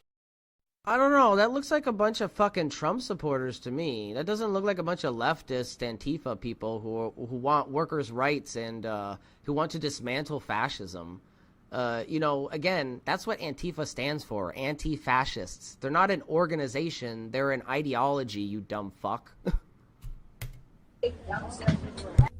Nobody touched the door where my name is, but they were on the floor, and my staff is inside my inner office with furniture piled at the door, with people trying to get in that did not let them in. My question is, how did they know where that office was? What's the floor plan? Got to work. There's a door to the right. That's a cop. Going down the stairs, back moving around, door to the left. That's you. We're going to get over.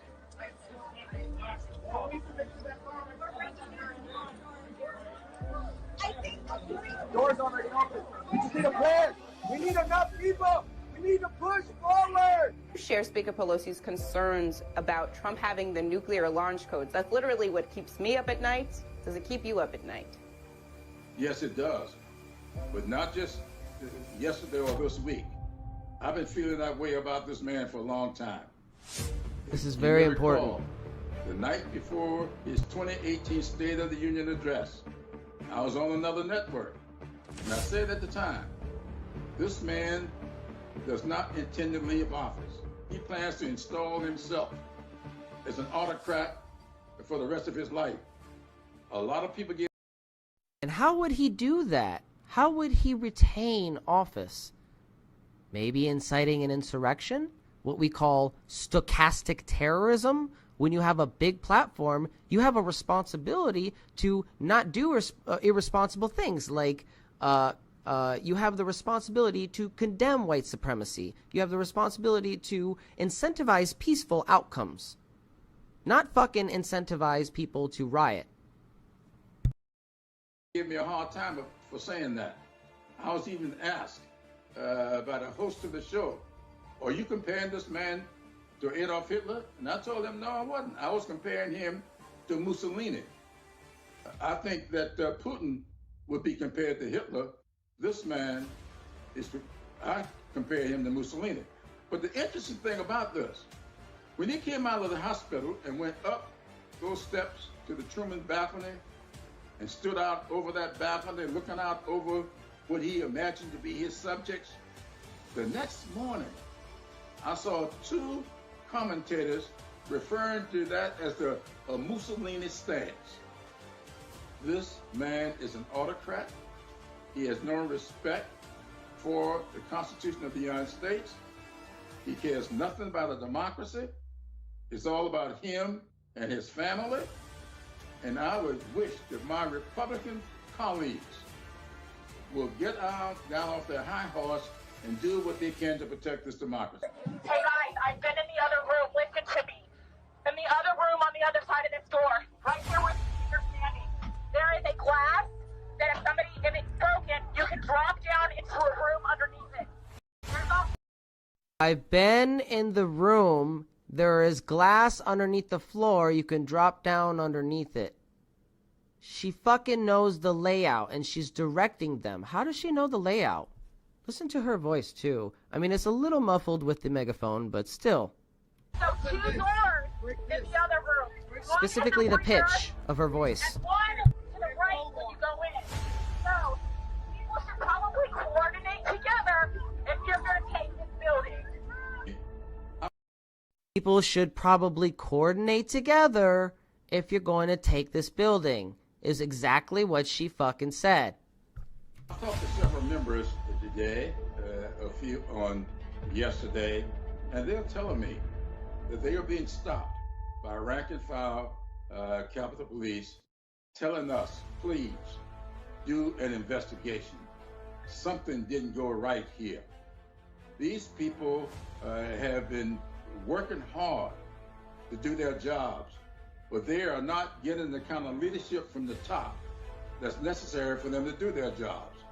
And they want us to look into it. So it tells me that something is amiss. And that's why Nancy Pelosi asked for those resignations. She's now gotten the resignation from the chief and Sergeant at Arms, and we are going to get to the bottom of this. I'm not too sure that we are not going to find that there is some information being passed on. I was also told by another member today that her staff saw people being let into an office building by a side door, not through the door where the magnetometers are, but through a side door where there aren't any magnetometers, and that door had to be opened from the inside. So who did that?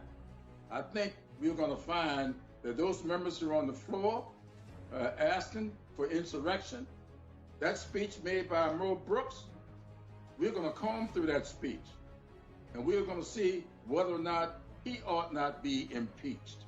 Because impeachment is not just reserved for the president. We can impeach judges and legislators as well. The panic buttons in Representative Ayanna Pressley's office were torn out shortly before rioters stormed the Capitol on January 6th. Think about that for a moment. The panic buttons in Representative Ayanna Pressley's office were torn out shortly before the rioters stormed the Capitol on January 6th. She's a part of the Democratic Party. She's a progressive. Leading the politician and her staffers to question how and why it happened. The squad member's chief of staff, Sarah Grow, noticed the panic buttons were missing as she looked for gas masks during the riot, and said she was deeply concerned about going to the Capitol that day because of all the violent rhetoric. They were getting death threats and from people like the Proud Boys, radicals on the right, Trump supporters, people who wanted the insurrection and wanted Trump to remain in power because they had been manipulated to think that Trump was on the side of workers, when actually he's just a fucking con man. With the help of staffers, Grow barricaded the office entrance with furniture and water jugs before being escorted to a secure location with Presley. Who exactly was leading the insurrection at the Capitol that day? It's suspected one of those people was none other than Shawn Roberts Bentz, mother of conservative House Representative Lauren Boebert from Colorado. Listen carefully to the voices in these videos and hear the similarities. Also note the person with the bullhorn has obvious knowledge of the interior layout of the building, as she barks orders to move toward an inconspicuous glass panel below the floor. Hey guys, I've been in the other room. Listen to me. She had to call me Snooki. You know who you look like? Who? Joan Rivers. Joan freaking Rivers. Does she look like Joan Rivers? In the other room on the other side of this door, right here where these feet are standing, there is a glass. I don't know about you guys, but I'm a musician, and that sounds like the same pitch can drop down into a room underneath it. And he cranks his up even louder. So I go and I crank mine up louder. And then he goes back and turns on the bass. There's also 2 doors. There's one at the rear and one at the right will go in. Oh, I'd have never guessed that one. So, people should probably stay together if you're going to take the story. So we're going to Junction today. So hopefully we'll find some more stuff to rant about. And I won't be signing autographs today. So quit telling me I look like Snoopy. Subscribe to our YouTube channel for more updates. All right, so that's the evidence. Segment 3, the real conspiracy, divide and distract. So imagine a magician performing sleight of hand, hiding the truth behind flashy misdirection. Now let's talk about the real conspiracy, blaming the left to distract from the right. Why? Because it's easier to scream Antifa than to admit Trump told the crowd to fight like hell. He knew the Proud Boys were armed and let them march anyways. He didn't tell them to stand down. He told them to fight like hell. The riot wasn't spontaneous. It was coordinated with people who clearly had insider info. So the goal? To hold on to power even if it meant breaking the system. It's like a toddler flipping over the Monopoly board because they're losing, basically. And he wanted to try to insulate himself in case that didn't go through, which we both know, or we all know, it didn't take hold. They weren't successful in their insurrection and taking hold of the government.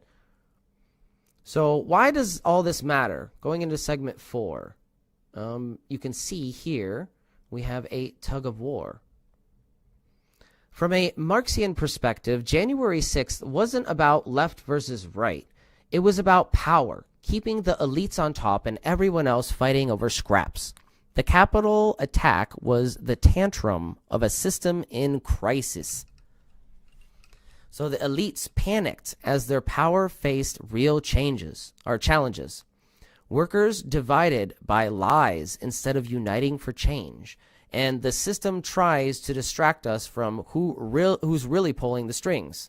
It's not about the deep state or Antifa. It's about keeping you distracted from asking the real questions. So in conclusion, the final question here. What do you believe? Was it a deep state leftist conspiracy or a right-wing insurrection covered up by lies? Here's the truth. The evidence points to a deliberate, calculated attack by right-wing radicals with Trump at the helm. But the conspiracy theory blaming the left, that's the real cover-up.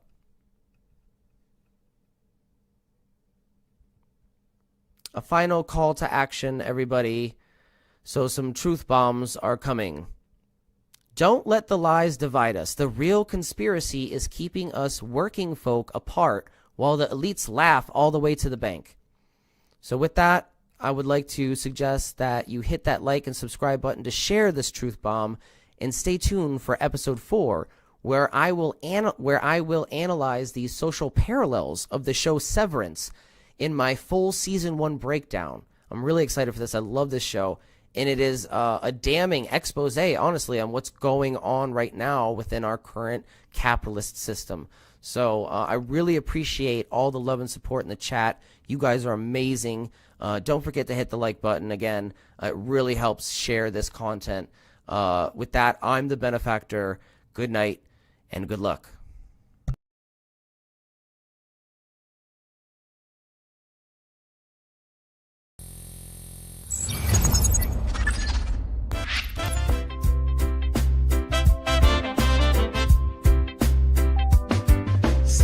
I remember when we used to stand in the heart of the workers' plan.